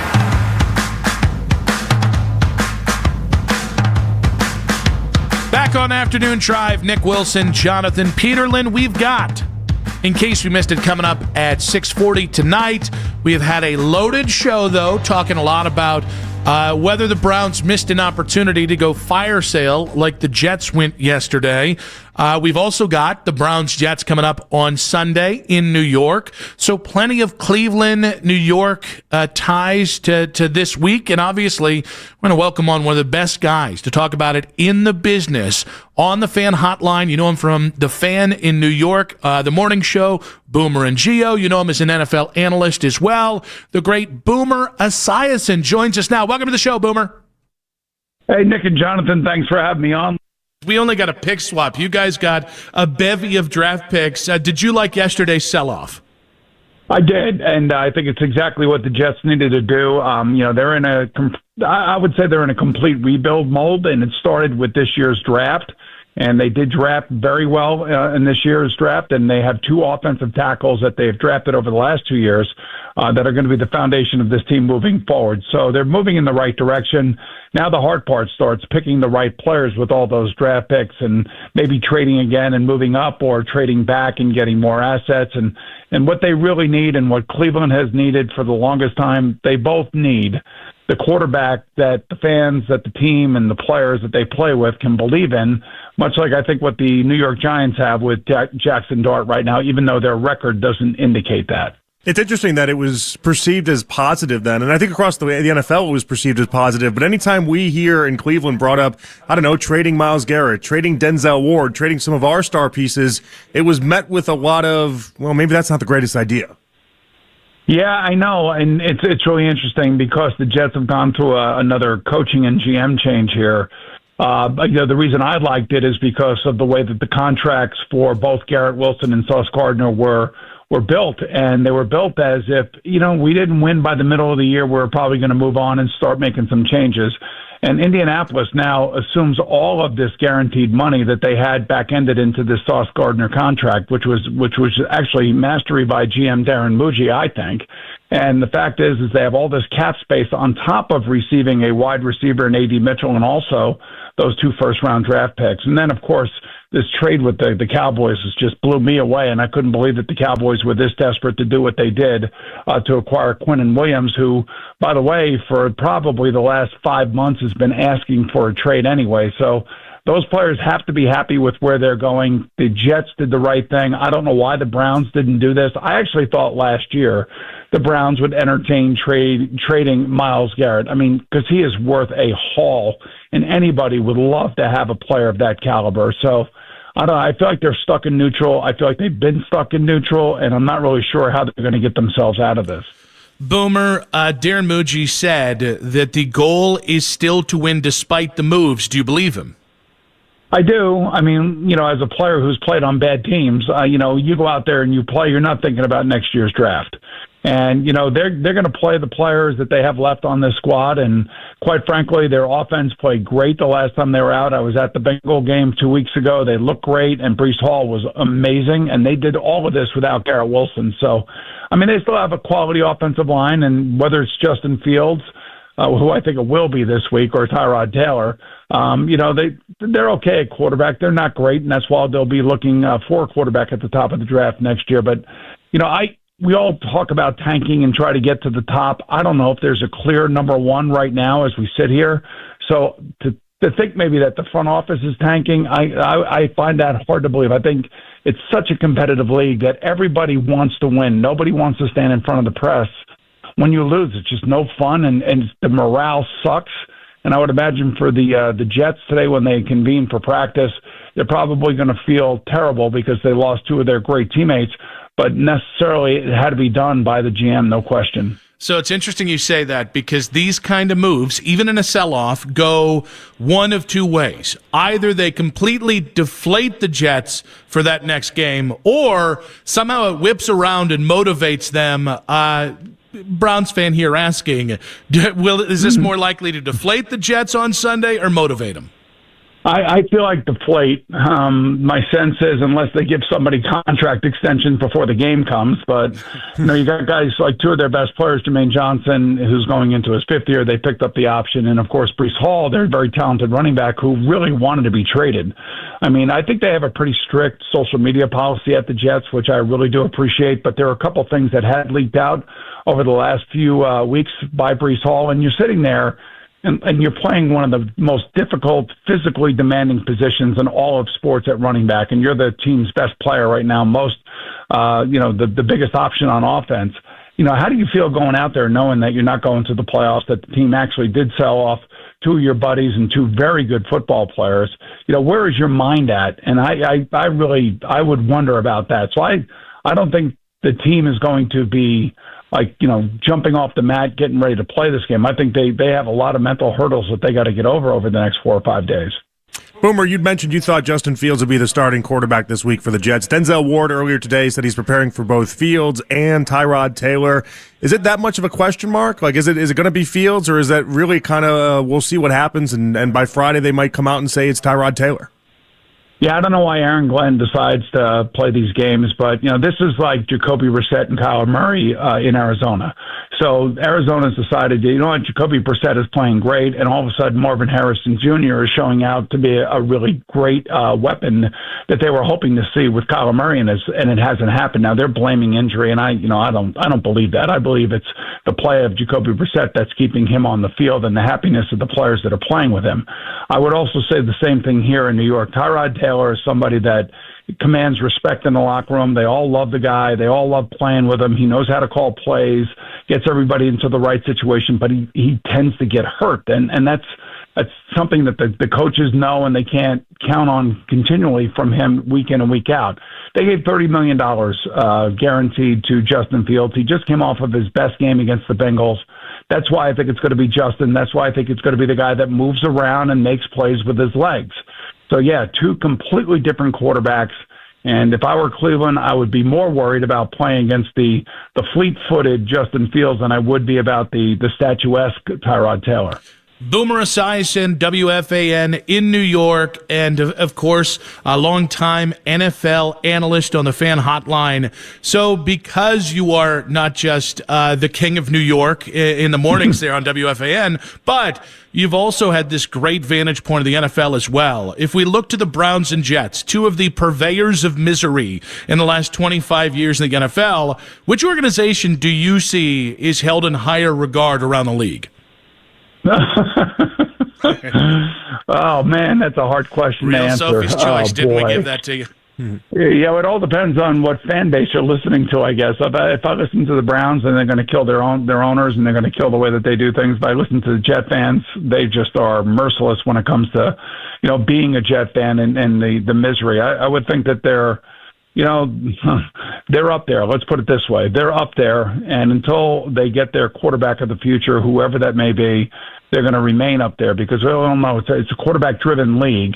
And even the Bengals get it right every now and again, and when they do, they usually win, and they look pretty good doing it. But quite frankly, the quarterback position for both the Browns and the Jets, when it comes to long-term solutions, I think the Browns had their guy. Their guy was Baker Mayfield, and why they let him go to this day, I still have no answer for that. What do you see when you see the quarterbacks that we're talking about daily now at this point? Dylan Gabriel off to a rough start of his career, and then Shedeur Sanders, who we're yet to see even play a game, Boomer. Yeah, I don't even like to talk about third-string quarterbacks, and there's more buzz around him than anybody I can ever remember. And he's a backup now, why, Boomer. It's okay. Yeah, I know. Yeah, but is his back okay? Is it not okay? Does he want to play? Doesn't he want to play? I mean, it's ridiculous. So, let's wait until we see him play. But the one thing I'll say about Dylan Gabriel, obviously he reminds me of Tua Tagovailoa. I just don't know if these guys are big enough, really, honestly, with the size and speed. And when you think about 6-foot quarterbacks, maybe he's a little bit taller than that. And I know that they've always played, and Kyler Murray has played, and they've gotten used to playing at their height, and they're where they are because they were able to overcome that part of it, and that's how smart and that's how good their arms are. But in this league, if you're not 6'2" to 6'6", playing quarterback is almost impossible. I don't know how they do it, really. And quite frankly, I really worry about guys that are 6'1" or less when it comes to overall success and long-term growth in this league. And that's why, to me, a quarterback's got to be between like 6'2" and 6'5". They got to be able to move around a little bit, but they also have to be able to decipher and look around and make plays. You know, that's what Josh Allen does. You know, and quite frankly, when you think of the smaller quarterbacks that have had success in this league, like Drew Brees or Michael Vick, I mean, they were different players. They were different types of people. So, and they were playing in a different league back then than the guys are playing now. So it's hard for me to actually get a sense of how good Dylan can be. I know he was great in college in Oregon, and I love the fact that he's a lefty. I just don't know if he's big enough. I'm legitimately 6'4". If he's 6 feet tall, I'm 7 feet tall. That is my official read on Dylan Gabriel. He's like easily 5'7". We call him Timu Tua here in Cleveland, or at least wow. Yeah, so that's even more alarming when I hear that, because the league is just it's too fast, it's too big, and it's too sudden. And it's one of the reasons why a guy like Jackson Dart is so much more athletic than I ever thought he was. And watching him run the Giant offense, and he is all the Giants are right now, and he really does have all of the intangibles. And the physical ability is there as well. I feel bad for Dylan. I feel bad for Tua. I feel bad for Kyler Murray. I mean, they've made it this far, so they obviously have some athleticism and they have some ability to play the position at a high level, and will have games where we could say, wow, look at that. But can they do it over a 17-game season? And I am not a big believer in the shorter quarterback. Should the Browns keep Kevin Stefanski for next year? So I am a fan of Kevin. I think if he does get fired, I think back to draft day. Okay, they got Dylan Gabriel in the third round, and then obviously we're all sitting there wondering what's going on with Shedeur. And then when the Browns take Shedeur Sanders, and I kind of looked at his face, and I know Kevin a little bit. I don't know enough to interpret all facial expressions, but I think we all are human beings, and we see that face and that look, and it didn't look like he was very happy about all of this, and because it creates distraction and it creates conversation, I guess, which is great for those of us who work in our world, but for the coach who wants to keep everything in-house, wants to keep things tight, and now all of a sudden you have all these outside influences coming in and distracting your football team, it never works. So I would probably say I would lean towards they're probably going to move away. I would just say, just by the longevity of losing, the decisions that have been made, and some of them have not been his fault, but I don't know how. I don't know how they would bring him back along. Like, that's the same thing I'm saying right now about Brian Daboll in New York. I feel the same way. Too much losing, too much change, and the fan base will speak loudly, and so will the sponsors, and that's when the owner will end up pulling the plugs on these coaches. Boomer, I heard you guys talk about it on your show today. Tom Brady cloned his old dog. Does this count as a positive or negative for your estimation of Tom Brady the person? Knowing Tom Brady and covering him all these years, I think he's a great guy. I mean, but the new hair, the dog, the whole thing, I mean, it's just a little bit much for me. So, I mean, but then again, his financial stratosphere is put you into places where none of us will ever be able to get to. So I would imagine that he's just playing along with everybody else at that level. I mean, you'd think if you're going to clone anything, right? It's the same version of what you used to have, just a different, thing. Why not clone Giselle, right? Well, maybe he doesn't like Giselle, or maybe he had a bad time there at the end. I don't know. So I'd be very careful about saying things like that. But I will say this: we talked about it, and in all seriousness, think about it. If you've had a dog in your life, just think about this for a second. You've had a dog in your life, and that dog's been with you, say, for 14 or 15 years. And I've had a number of dogs in my life that have lived that long. And I've had a couple of dogs that I've had to take to the vet, and I've had to put down that vet. I mean, I put down that dog with the vet, and I'm in that room, not the vet. I'm in the room, and I'm crying like a baby. I actually cried more at these dogs leaving my life than I did at some funerals of close friends of mine. I mean, that's the attachment that I don't think Tom Brady can get back with a clone dog. But then you'd have to ask him. I have no idea. I just think it'd be very psychologically confusing as a man who's been in the same spot you have with multiple dogs as well. Boomer, you've been very generous with your time. We appreciate you very much. Thank you for hanging out. All right, guys. Thanks. Have a great day. See you, boys. Boomer Esiason of WFAN in New York, NFL analyst as well. On the fan hotline, he gave us plenty to react to, which we'll do in 5 minutes right here on 92.3 The Fan. Hey, friends, Ken Kraman here.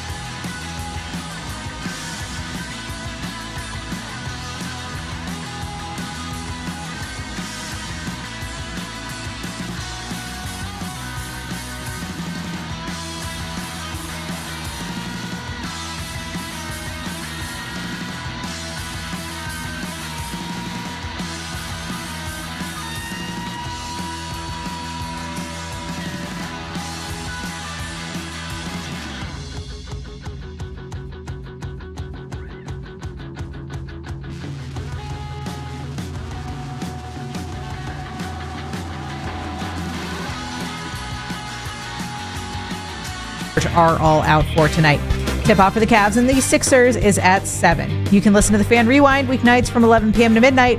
All the best segments from all our shows, and you can always listen on the Odyssey app. Headline sports news every 20 minutes on 92.3 The Fan. From the University Hospital Sports Desk, I'm Meredith Kane. Miss one day and you miss a lot. We are the radio home of the Cleveland Browns. Here we go, Brownies! Here we go! 92.3 The Fan.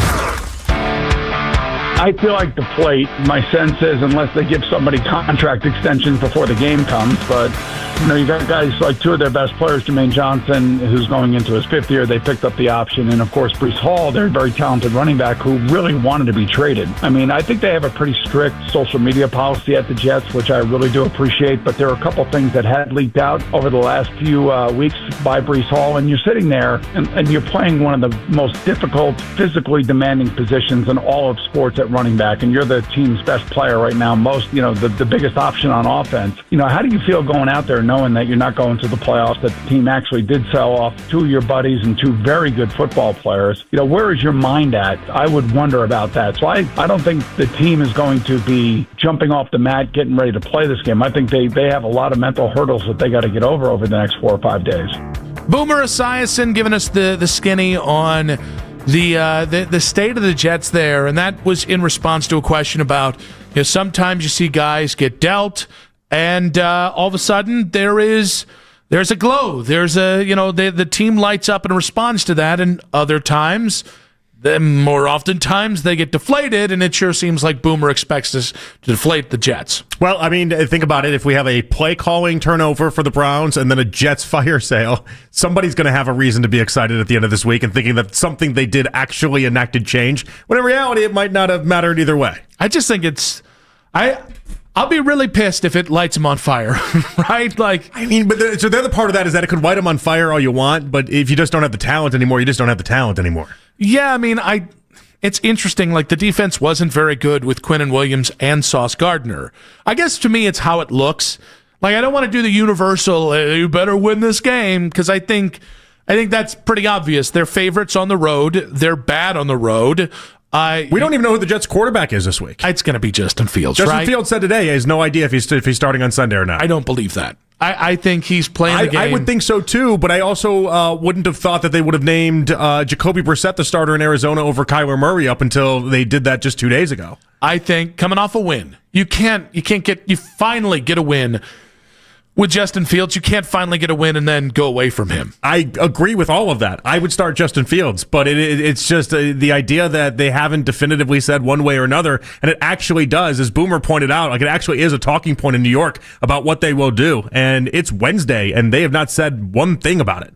I also think the one way they're going to beat you is the speed off the edge with guys like Garrett Wilson, Breece Hall, and more importantly, Wilson was dealing with an injury today too, though. But Justin Fields. But there's another thing that just popped up randomly. As more and more people, it seems like, I don't know, we'll have to look into the Garrett Wilson thing, whether or not that just becomes a business decision for him.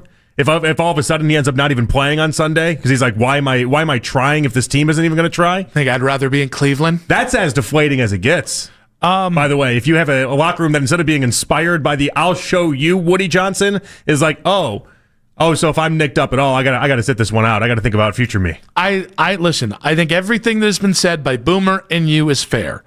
I'm not going to come out there and do the you gotta win this one. But offensively, if you can't look good against a team that lost arguably their two best defenders, and didn't directly, like Mozzie Smith, he's not a direct replacement for Quinnen Williams. Mm-hmm. One guy's a draft bust. The other guy is, when he's actually playing good football, is one of the best defensive tackles, interior pass rush guys in the NFL, and certainly he's going to go down to Dallas and fix their run woes. Sauce Gardner, you didn't replace him because you traded for a wide receiver in that trade. If Dylan Gabriel can't look better in this environment, I don't know why you're throwing him out there against Baltimore. Well, so here's the part where I feel bad, is that I put that to Ross in that similar way. Of like, you're coming off of a bye week. It's not a good defense. They traded everybody. Like, if you don't look good now, when are you going to look good? And Ross's response was like, well, he's a rookie. And he almost tried to do it in the way of like, you're an idiot. It's game 5 of his rookie season. So I do wonder, like, are we just being too impatient with Dylan? I would argue that I've just seen enough. I don't know what else he could possibly show me. And you have to... If anything, if you're not succeeding against a team like this Jets team, if you're not looking good against them, then it's all right to say, hey, ride the pine for a little bit longer, maybe figure some things out, and then we can revisit this later. I think watching guys like Daniel Jones go to another team and Baker Mayfield go to another team and Sam Darnold go to another team and have success has basically stopped people from trying to analyze quarterbacks until they're just about in retirement. Yeah. I think the whole thing, and again, like the dumb part about this is Dylan was the 92nd pick in the draft, and there were about 3 teams in the NFL that might have believed he was worth a 4th-round pick, late 3rd-round pick, and the Browns happened to be one of them. The rest of the NFL was thinking, 6th, 7th-round pick. Yeah. So I guess you 6, 7. I thought we killed that. I think we killed that at Halloween. When did we kill that? I thought it was like collectively. I thought Lindsay Rhodes' kids said adults, that. Once adults really got into it the way that we did, I feel like it died. I think that was an emotional take, and Lindsay's an analytics person. Until she brings out the numbers that 6, 7 is dead, it's not dead. It's totally I'm alive. off on 6, 7. I want the record to show. Oh, you're not juggling anymore? I'm off on 6. I love the juggling. I think the juggling's fun. I think we need to collectively retire 6, 7. Put it up to the rafters. It had a good run. It was fun while it happened. It's a young meme. It's got a life to live. It's gone. It's you're gone. An old. You can't say gone. You can't kill a meme that you didn't create, and you're an old. How would you know I feel good when the kids are done with it. I'm done with it, and so that's how I feel like a lot of the kids are now also done with it, and everyone else is going to collectively start to be done with it. I have 3 kids that are not done with it. They're got to be close. It's got to be knocking on the doorstep. Over the weekend, somebody said 6 or 7, and all 3 of them, like little gerbils, went 6, 7. It was a good attempt by the children. Once the parents, you just want to kill it. Once the parents, yes, that's what I'm telling you. I want to kill it. I think it's close to its. I don't have that kind of ego, so I won't be doing that. It's on death's doorstep, and I feel like it's right there. We're at the finish line. We need to collectively put a stop to 6, 7. Now, probably 6, 7. An NBA ref do it last night. Started saying it. He was like, reset the clock to 6, 7. 6, 7. Then he do the 6, hand? 7, and it's like, you're an NBA ref. Wait. You're a real official. Did he actually do the hand thing? He did it all, yeah, while smirking, and the whole crowd loved it. It was like, well, what happened here? You got personality out of a ref. Of course, you enjoyed it. He couldn't help himself. I don't know that he actually did the arm gesture with it. Well, then it's not the same thing. He did the whole 6. I did just don't the remember. Voice thing? Yeah, he did. He 100% did the voice thing while smiling the entire way. It's like you're a paid ref and you're in on this. If Donaghy would never. They're in on everything. If Tim Donaghy tells us correctly.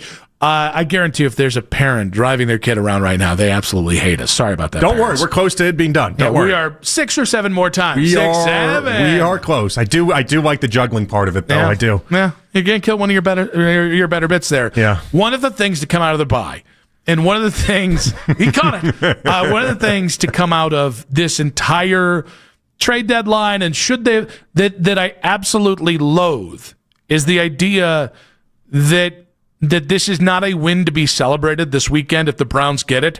If the Jets fire sale somehow cheapens this, I understand we just want a win that is the unimpeachable win that tells us this team is actually way better than their 2-6 record, and by Jove, we're going to beat the Ravens and then we're going on to the Super Bowl. I get that. Enjoy the freaking win. This is as layup of a game as it was from the Dolphins. Mm-hmm. If you don't win this game, it is absolutely fair to have your little meltdown. Ooh, I didn't like that. To have your meltdown about it. But this idea that we're going to cheapen this win before you even actually get it or don't get it, I don't know what the hell we're doing in sports anymore. To me, this is the kind of stuff that sports talk does. Was it even a real win if you beat the Jets? Yes, it is. It goes in the win column. It is a positive for Stefanski. I absolutely hate when sports talk goes to, well, you got to discount this win. Nope. Every win goes in the win column is a real thing because we don't discount losses. Well, are we back to the they drive Lambos too part of the discussion? Is that where we are? Yes, absolutely. Yeah, like these are still NFL players. Like Garrett Wilson might still suit up. Breece Hall. And by the way, Justin Fields, if you mess around and you don't respect Justin Fields, he'll run all over your ass, and then it'll be an uncomfortable game. He's got an ability to score in the high 30s. He's done it at points this season. And I wouldn't be surprised if they're looking across the way and thinking, we can beat them. That defense was exposed in the perimeter last week. Hey, that offense is the worst offense in the NFL. You said you listened to Boomer earlier today. Obviously, we had Boomer on at 5:20, but was any part of their conversations like you're playing the Browns? This should be the rebound type game, or this should be because they're like you and me. They're very realistic about things. Okay. I think if you went to a different outlet, what I like about that show is they're not a bunch of propagandists. They just shoot you straight. Yes. Yeah. And so, nice. But no, so there was none of we like that. to do it here. Yeah. But I guarantee you, Aaron Glenn saying, guys, they're 2-6. We're going to be fighting over the number 1 pick. We can beat these guys. I feel like with the Jets, there's a real sincerity attached to the idea that if you win, you are ruining your draft pick, and the whole point now moving forward is draft compensation. And I just don't get the same vibe from this Browns team. And maybe I'm just an idiot for thinking that way, but I'm not at the part of the season where everything is about draft position right now. There's just so many other things to be gained by winning games at this point. Even then, guys, let's see where we are in like week 16 or 17. We have the draft capital to move up if we need to, and it's not as if there's a million quarterbacks in this class that are going to be taken 1, 2, 3, and if you're not having one of those top 3 spots, you're just out of luck. Even if they were, those guys, like, I get that Well, I told you, I might feel a different way if there was that once every 5 years, 5-10 years type player that we talk about. I might feel a different way, but there isn't. I mean, listen, there were 3 quarterbacks taken in the top 3 picks in the Trevor Lawrence draft. Trevor Lawrence is the best of those 3 players. The other 2 guys are on another team. Well, there was also 3, though, in the Caleb Williams, Drake May, Jaden Daniels draft. And, I mean, those all and 3 at this point. Went first. The worst one went first, but all 3 of those at that point looked pretty good, all things considered. Well, yeah, but we can talk in a year, and 2 of the 3 could be busts. Like, you're making a valid point, so I'm not trying to shoot down your point. I think it's more that I'm done with I want to root for draft position. It didn't work a damn bit when I rooted for draft position, and they took Cam Irving. It didn't do a damn thing when I was rooting for draft position and they couldn't draft their way out. They took Corey Coleman in a trade down. Yeah. It just feels like there's too much left on the season to be thinking that way. Yeah, that's just kind of where I'm at with it. And honestly, even when you get into week 16, 17, 18, guys, you only get so many seasons in life. Like this idea that I'm going to be rooting for, listen, if they end up losing out, will I go? In the end, you got the first or second pick. There's a lot of value to that. Sure. Am I going to be rooting for it? No, that stinks. Also, I don't know that my mental headspace can handle them losing to this depleted Jets team. Oh no, this is I get angry. It ruins my Sunday type game. But that's what I think is frustrating me about talking about the backdrop of this game is if they win, people are going to be like, well, of course they won they beat the Jets. Whereas if you lose, it's going to be hair on fire. And I'm like, I don't know, man. That just feels wildly unfair to a team that's already 2-6. You mentioned meltdowns. I'll meltdown. I'm going to have a meltdown. If they lose to the Jets, this Jets team, I'm going to have a meltdown. I might cool off by the time we get to Monday at 2:00. But on Sunday, my Sunday will be ruined. It'll generally be ruined if they lose to this. It's such a bad Jets team. Can we do this for our own mental health? I just can't. My mental health is shot already. Let's go ahead. We're trying to get back to the right side. Can we all just do this together? If they lose on Sunday, they're 2-7. There's your answer. Be upset in the moment. Let's all burn with Jeff and Tyvis after the game. We'll all rage about it. But they're 2-7. You can't be that mad if you're 2-7 and you lost to a team that had 1 win coming in. There's 1 win that separates you. But this is a worse team than even the Dolphins. I say it with a question mark because it's an actual competition of which team is worse right now. I'm back to juggling. We're back to juggling. Thank you, YouTube. There it is. Oh, you got it. It's a really bad football team, and they sold off everything. And I think it's only they might sell off everything. They still got Garrett Wilson. They sold off everything on the defensive side of the ball. They still got Jermaine Johnson. Yeah, congratulations, Tito Johnson, Ricky Johnson, Rocky Josh Johnson. All Johnson. They have all their Johnsons. I don't know what more you want. 216-474-0092. Will you celebrate a Browns win against the Jets? If not, why are we doing this? And Boomer also says what the Browns should but didn't do at the deadline. That's in 5 minutes on 92.3 The Fan. 5 words no one wants to hear. You need a new roof. What do you do?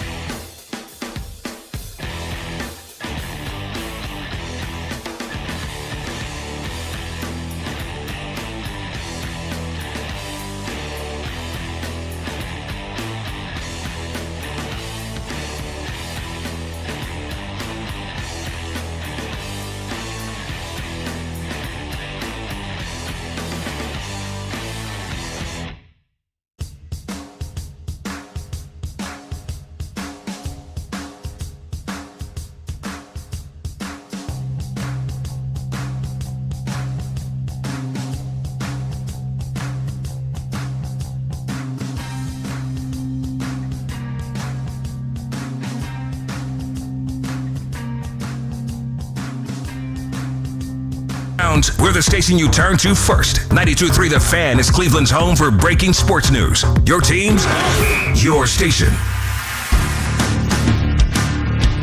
It's the 6 o'clock hour. Someone step on a duck. On Afternoon Drive. 1 hour to go. Nick Wilson, Jonathan Peterlin with you in case we missed it. Coming up in 40 minutes time here. We got plenty to get to. We do have the preview show coming up as well at 7, and we continue to come back to the idea of lowering the stakes on this game. Or I don't even say that lowering the stakes if you win. Guys, if they win the game, it's the third win of the season. It's coming off where they're coming. We just changed. This is the biggest point to me. Mm-hmm. I made this a little early. I want to make it again. If you change a coordinator, it's the same thing as changing a quarterback to me. The failure in going to Dylan Gabriel when you did was that you didn't get that first win. Because that's what you're looking for, a jump start. You're looking push in a positive direction. And while you got it from Dylan's performance, because the offense actually looked functional, which it hadn't the first 4 weeks, without the win, it just felt a little hollow. Same thing with Tommy Rees. If the offense looks better, but you lose to the Jets, I'm just going to say you lost to the damn Jets. So it's important that they win, because you went to Tommy Rees to have a spark. A spark's got a fire. A fire's a win. Mm-hmm, yeah. At the same point, we're not at the point where we have to be so choosy with victories, you can disqualify this one, while at the same point doing oh my God, what are we doing if they lose? Oh, so I don't think people would be choosy with victories, because I think it would come down to the idea that I think there's a lot of fans who just want to lose every game until the end of the season.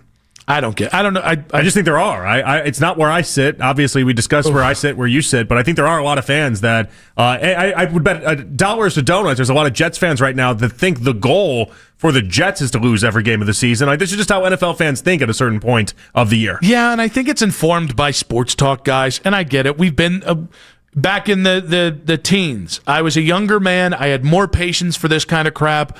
But, I mean, I'll be honest with you. I sat in the press box. That's when I went every week when they were at home. Yeah, we both did. For 1-31, we both went to every game. I would just sit in there, and then you would just laugh at how ridiculous it was. And you'd hype up Zane Gonzalez. Well, but and Zanimals unite. That's right. By the way, just signed with Atlanta. Thank you very much. It was an ongoing bit that you had in the press box that I got the long-term play. He turned out to be pretty good, Nick.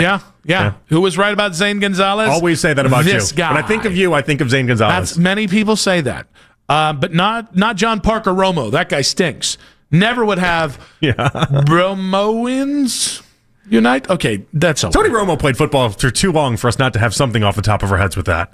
Well, he doesn't have much left on the top of his head. That's why he's got a rug now. Here we go, Jim. Here we go. Now, do you think he says that when he goes in to get the rug every month? Because they take it off, then they clean it a bit, then they put it back on. You're back on the Turkish hair thing, or no? No, I don't think that's her. No, I think that's a rug. I think you think it's a rug? Yes. Okay. Yeah, if you look at it, you just watch how the light shines through it. That's not real hair. Who would go rug in this day and age?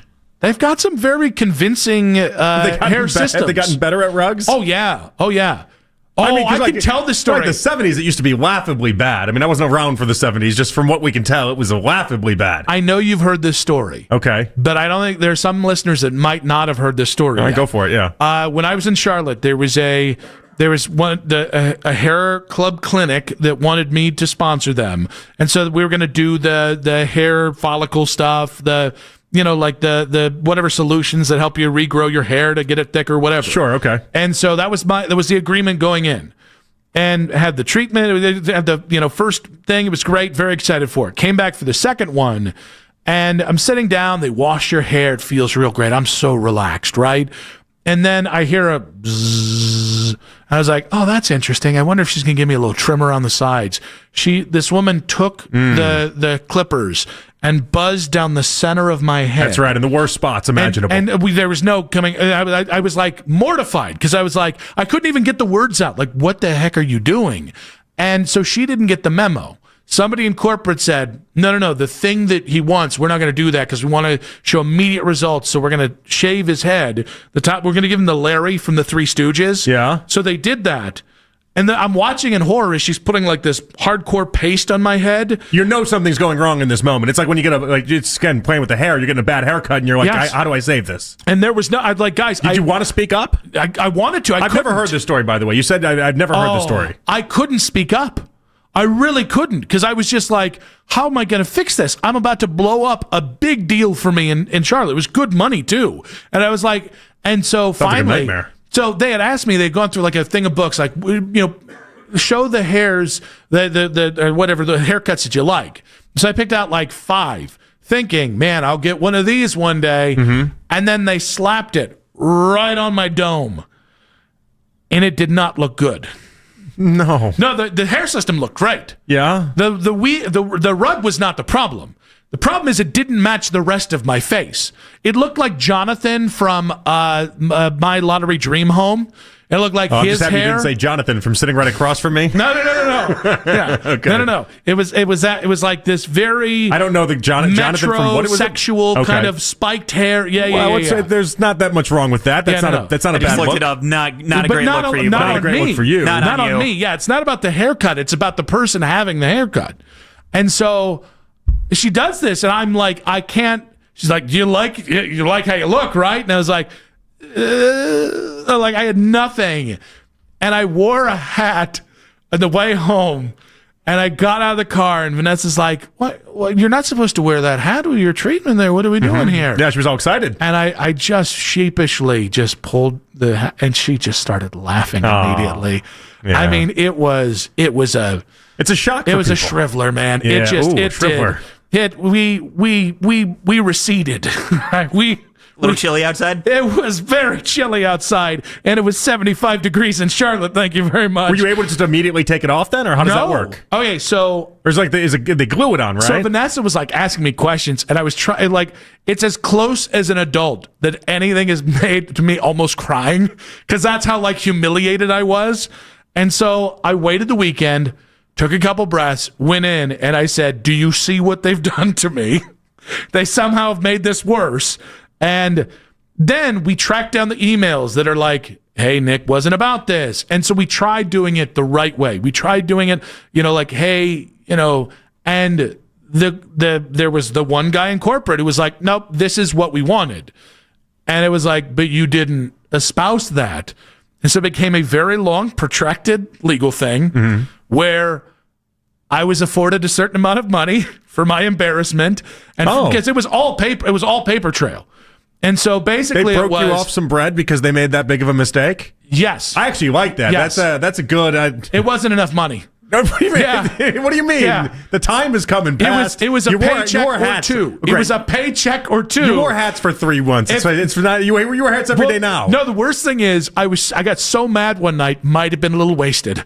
I got so mad that I just started pulling the thing off. Now I should tell you that adhesive. That could stick that thing to the side of a jumbo jet and fly about 30 tours around the world. It's not like ripping off a Band-Aid. It hurt. Did you get drunk and try to do it? So yes. Yeah. It hurt so bad. Oh. And but then you get halfway up and it's like, I look like a cockatoo. You just, yeah. And my hair was literally going, caw, caw. Performing a dance with Vanessa. You got too far up. You have to keep going. I just had to keep going. And then where that was for like the next 3 months, it took a while for that hair to come back, so much so that I thought it might not come back. And it was just an outline of where that adhesive had been. And it took another, after I get the thing off, it took another, 3 weeks just to get the adhesive all the way off. It was a day.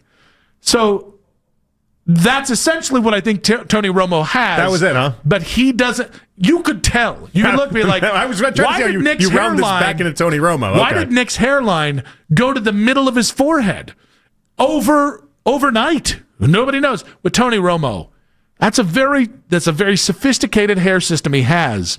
But yes, that is a rug. I can't tell if you almost take care of it like you're taking care of a lawn, though. No, they totally no. That was a whole thing. That's it just doesn't seem enjoyable. They put a whole after they did this to me, and they They desecrated me. They violated me. After they did this, there was like all right, you're going to be back in 2 weeks, and then we're going to wash it again for you. You can wash it in the shower, whatever, but we're going to do a professional cleaning, a blow and go. And then they're going to come back another 2 weeks. We still talking hair? We're going to take it off, and then we're going to reapply it, right? And if you want to try a different hairstyle, you can. And, yeah. Sounds traumatic. It was awful. At least you got paid.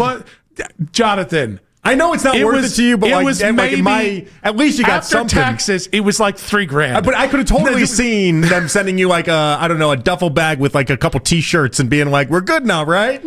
We're good. We're cool." And then obviously that not being anywhere close to enough. So at least you got a couple grand or whatever it is off of it. My buddy Deacon saying pictures of the hair or it never happened. I would like to see some photos. I know I never. I actually think when you describe, doesn't seem like it'd be pretty bad on you. Listen, it was a fine hair system. It was the not giving into the initial agreement that we had that was the problem. That was the issue. That's what the $2,000. It was the violation of. It was like no. It was closer to like that was the problem. It was like 5, but after the taxes, it was like $3,200. I would have rather just not been what is it, Larry from Three Stooges against my own volition. So anytime it's like we got this hair client, and I'm like, let's have a lot of upfront conversations. I'm not against it, but let's understand a hair system ain't going on this dome again. Your big lifelong scam is just going from market to market. Same client too. Mess you up. They don't even know. And getting the $5,000 payoff. All right, Daddy's gonna go to the track now. My beautiful new hair system. You put it all on black. It's red. All right. Who's next? Go round. Big hair has never been the same when they see Nick Wilson walking in. So yeah, we get a little sensitive around hair systems. But Tony, that's given you an education enough to know that Tony Romo has a certain style of hair. Well, here's the thing: can you spot out wigs from like a mile away now? So here was the other worst part of it. In the process of the initial thing, and listen, in fairness, this company isn't in Cleveland, so let's just put that all the way to bed. Mm-hmm. It's a national client that is not big in the area.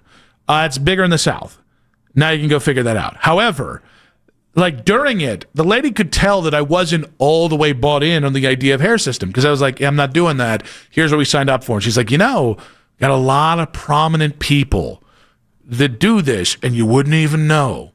And I was like, yeah, that's nebulous. You could just be making that up. And I do not remember the name. She told you Tony Romo, didn't she? That'd be funny if it was. But no, it was like a name that was like, you should know that. It was like an actor, I think. But it was like a name, and I was like, what does that mean to me? I'm not getting a rug.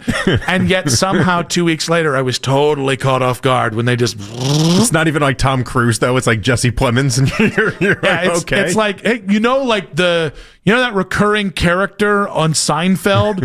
It was only in 2 episodes. Yeah, but then he did the show that was canceled after a year? Yeah, that was him. You'd never believe it that this is a rug. You'd never believe it. Actually, this photo's from before he got the rug, but you'd never believe it. Yeah. Actually, no, they show you, and I'm like, I believe that's a rug. I can see where you did the work. 216-474-0092. Cavs is back. Maybe Darius Garland is too. That's in 5 minutes on 92.3 The Fan.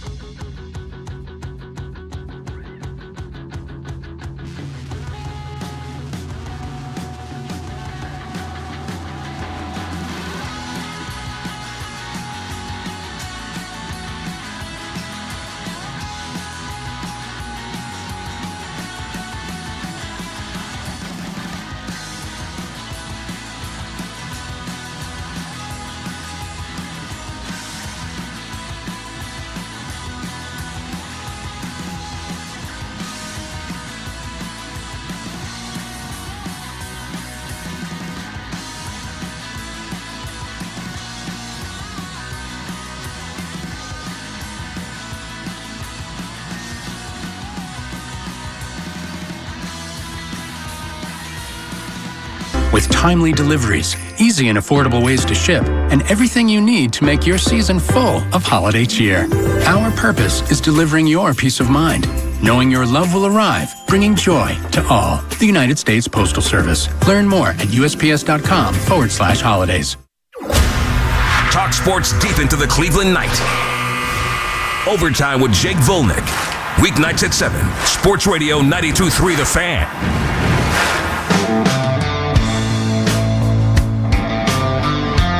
Back on Afternoon Drive, Nick Wilson, Jonathan Peterlin. We got In Case You Missed It coming up in about 20 minutes' time. But Cavs is back tonight, and for a random November game, this one's got a lot of juice tonight for Cavs fans. Yeah, Jake was saying before the show that he thought this game was like as important or as exciting as the regular season launch. So it's I don't know what I'm missing here. It's multiple things. One, I mean, Darius is back, which is great. Yeah, I think people might be more excited about the courts and the uniforms, because I mean, I think everyone's excited that Darius is back. But you've got the 55th anniversary unis, and the court is back. I think people are really excited to see that. People like courts. They do. I don't know why. It's between the courts and the jerseys. The NBA, I think, does this right in a way that like baseball will never be able to pull something like this off. Like baseball, anytime they try to go really different, it just always seems to blow up in their face. Like the late 90s where they did like the weird shapes in it and everything, or the Twins Twinkie looking ones. Or even like you mentioned Albert Bell earlier. Albert Bell when he was on the Orioles and he had the cutoff ones for a little stretch there. I don't know why. It's harder for baseball to pull off. Well, baseball also couldn't really mess with their court, or rather their field, the same way that the NBA does. Well, not with that conservative attitude they have. How do they make it look like? I mean, that is a cool thing that they're tapping into. It's going to look like a logo in center field. But the logo had to exist back then in the same way that it does not. You know what I mean? Like, I gotcha. Like, how do you make? I'll tell you. You put Chief Wahoo in center field.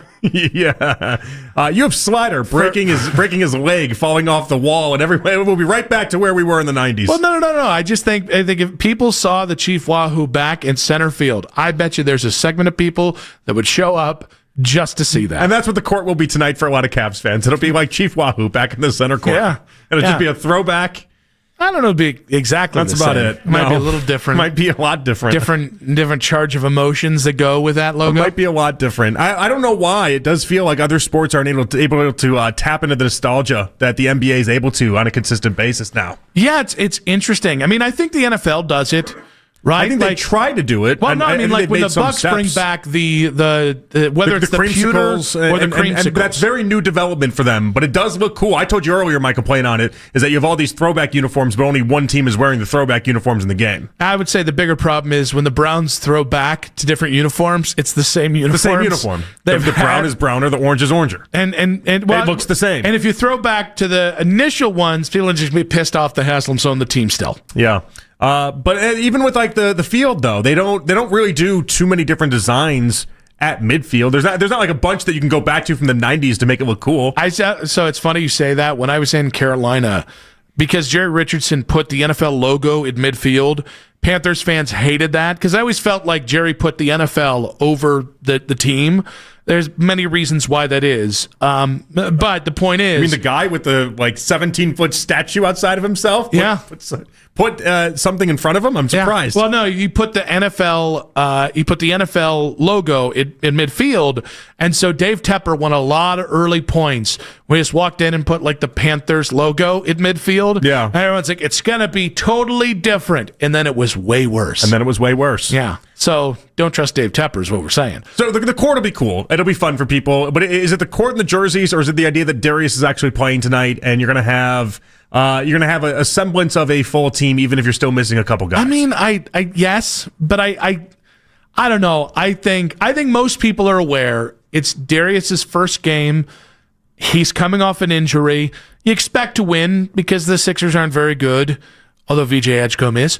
Yeah, they're playing better. But McCain's still painting his nails. All things are going. You expect to win this game. He's doing a TikTok right as we speak. But I don't know. You need to see Darius drop 25 and Donovan drop 30 and Evan drop 50 because he has to drop 50 in every game or he's the world's biggest bust. I don't know that the stakes are that high. It's just it'll be nice to see Darius back. Oh, the stakes aren't high at all. And this is the genius of how Atkinson has laid out the first couple weeks of the regular season, is that he's put out the idea that they're not really going for wins necessarily. They're going more for development. And so in an odd way, Nick, it's almost let him off the hook with any idea that they have to win these type of games. So we're actually going to play that audio where he's talking about the benefit of having a veteran team this early in the season when maybe the wins haven't been where you want them to be. That's what's so great about our team and our leadership, that they get the big picture. I think with a younger team sometimes, difficult to get players over the line in terms of, because they only look at it clearly in wins and losses. So this is the kind of thing that drives me a little crazy in sports. It's not a criticism because I think they happen to be right in this case. But to me, this is no different than when Kevin Stefanski said, well, turnovers were why we lost a lot this year, so I'm not going to let the quarterbacks throw beyond the line of scrimmage. Right? It is, in the case of the Cavs, we put too much emphasis in winning everything that we could in the regular season, so now we're going to pull back on that and hope that it pays dividends in the postseason. Mm-hmm. Right? Yeah. It's that same logic. Now, in this case, this is actually right. Like, all right, you won 64 games last year. It was great. You got the number one seed. It was great, but you ran out of fumes in the playoffs and you got hurt. And some of that was you didn't maybe find out what you had with Jalen Tyson enough. You didn't maybe find out what you had in everybody other than your first 9 or 10 guys off the bench. You didn't focus on development. Now, where he's wrong is I don't think you should have to choose. I think you should be able to still win at a very high clip while also developing. But I have no problem with the fact that this time of the year, you're like, well, let's get Jalen Tyson some more run. Let's get Tyrese Proctor some more run. Let's get all these guys more run. It's what you should be doing, but here's the problem I have with it. And I'm very for this idea from a basketball standpoint and getting them ready for the postseason and everything else like that. But here's the problem. You got more people excited for a game involving a court and jerseys tonight. And why is that? It's because you've told us this part doesn't matter. It's very similar to like in radio how they tell you all the time, like, don't tell people that the Browns have nothing to play for anymore and what are we doing and why is it this is all stupid and meaningless, because then at some point they're going to start to believe you. At some point they're going to start to believe, what are we doing with our Sundays? It's just a dumb tactic. It doesn't keep people engaged at all, right? Same thing here. If you tell the fans we're not really trying to win, we're not really worried about wins and losses, we're going to use the regular season as an elaborate preseason, that it lets people like me be like, okay, so what exactly are we doing here? Well, where's the excitement for this Wednesday game against the 76ers then? I think there's a difference between trying to win and not trying to win, and just not living and dying with every, like, the Cavs were super hard on themselves last year, and you'd get 2 losses in a row and you'd see the tension start to surface. I don't think that pressure is conducive to success when you factor that's also the pressure at every single moment of the postseason. So it's not that I don't think they're trying to win.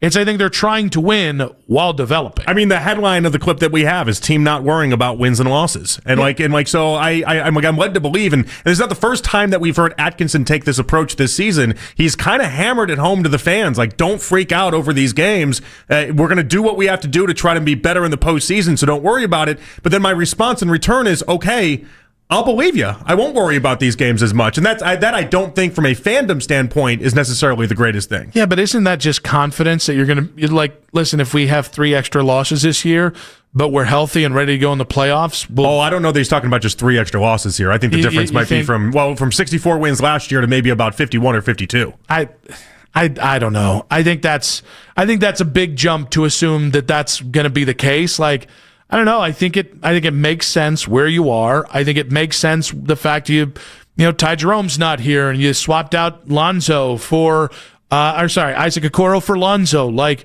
I think it makes a lot of sense to look at the first 20 games of the year and go, this is not the time where we're going to empty and unload. We're not going to try and start 17-0 again or 18-0 again or whatever, because we're going to use this. We know we can win. We know that that's going to be there.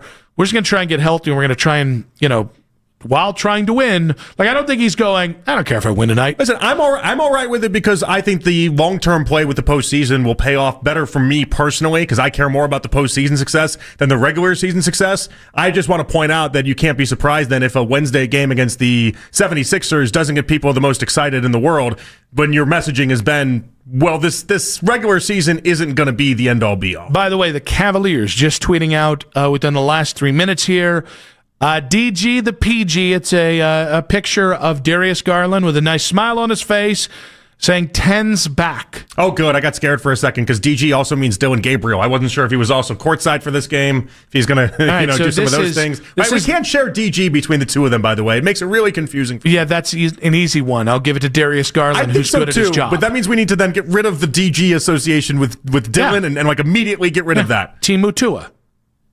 Dollar General. He's a tiny little guy. What do you think PG stands for with Dylan Gabriel if it's DG the PG? Sounds kind of like a kid show premise. Like, that's tough. I was thinking all right, phony. Miss Rachel's now going to DG the PG. Oh, easy now. Okay. Whoa. Come on now. You took that in a completely different direction. That's a child's program. Yes, it is. That was out of pocket. Now, did Miss Julie take it? Oh, I enjoy the bulge. I haven't watched the program recently, Jonathan. I think you might be more equipped to have that conversation. It is. You're not going to out-freak this freak, okay? So Darius Garland is back tonight. I don't know. Like, I don't look at Kenny saying, hey, we're worried about the process and not the results right now. I don't look at it as some like far-sweeping indictment on where they are or, hey, we don't care about winning at all. I think it's pretty apparent that they do care. It's just they're also trying to figure some stuff out. Well, I'm curious to find out what happens. And the 76ers are off to a good start this year, and I know they're missing some guys tonight, but I am curious when you take on like a Boston's usually my go-to here. They're not good anymore. When you take on the Knicks. You lost, by the way. Yeah, I know. Jeez. But when you take on like the Knicks, you take on one of the teams that we actually think are going to be something in the East. I'm curious if that messaging flips just a little bit. Yeah, I don't know. I mean, I just think we're in a great spot. Like, I loved last year that they played like every game was the indictment or the opposite on them if they won or lost. I love that because it was an incredibly fun regular season. I also can look at this and go, all right, well, you don't have Darius back. You just get him back tonight. Let's figure some stuff out. Let's try and win as many games as we can while also trying out different lineups and trying things we can call back to. I thought they did a good job of that last year. But I think if the emphasis of this offense was improving on the margins, well, that starts with guys like Tyrese Proctor and Jalen Tyson and Tomlin and all these young kids. Like, I'm confident that, oh, and by the way, it's not even that.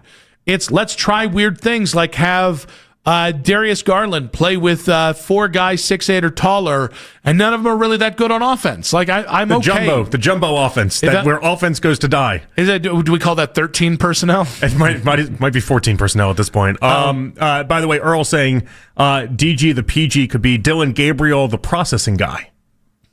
All right, that's pretty good. Well, no, there's no other context that it works because DG the PG only works. It only works for this messaging with the Cavs. Mm-hmm. And how they presented that. So, like, it's never going to come up like Dylan Gabriel, DG the PG. I'd love it if Dylan Gabriel introduced himself as Dylan Gabriel, the processing guy. I have, like, whiplash when I am online sometimes. They'll be like, DG, and I'm like, wait, which DG are we talking about here? Are we talking about Darius? Are we talking about Dylan? And then it should never be Dylan. But it always ends up being Dylan. It's Brownstown. 216-474-0092. Kenny Atkinson says the Cavs aren't worrying about wins and losses at this point in the season. Would you like them maybe to worry more about wins and losses? I'm in the let's figure this out. Let's have a good time. It's a regular season.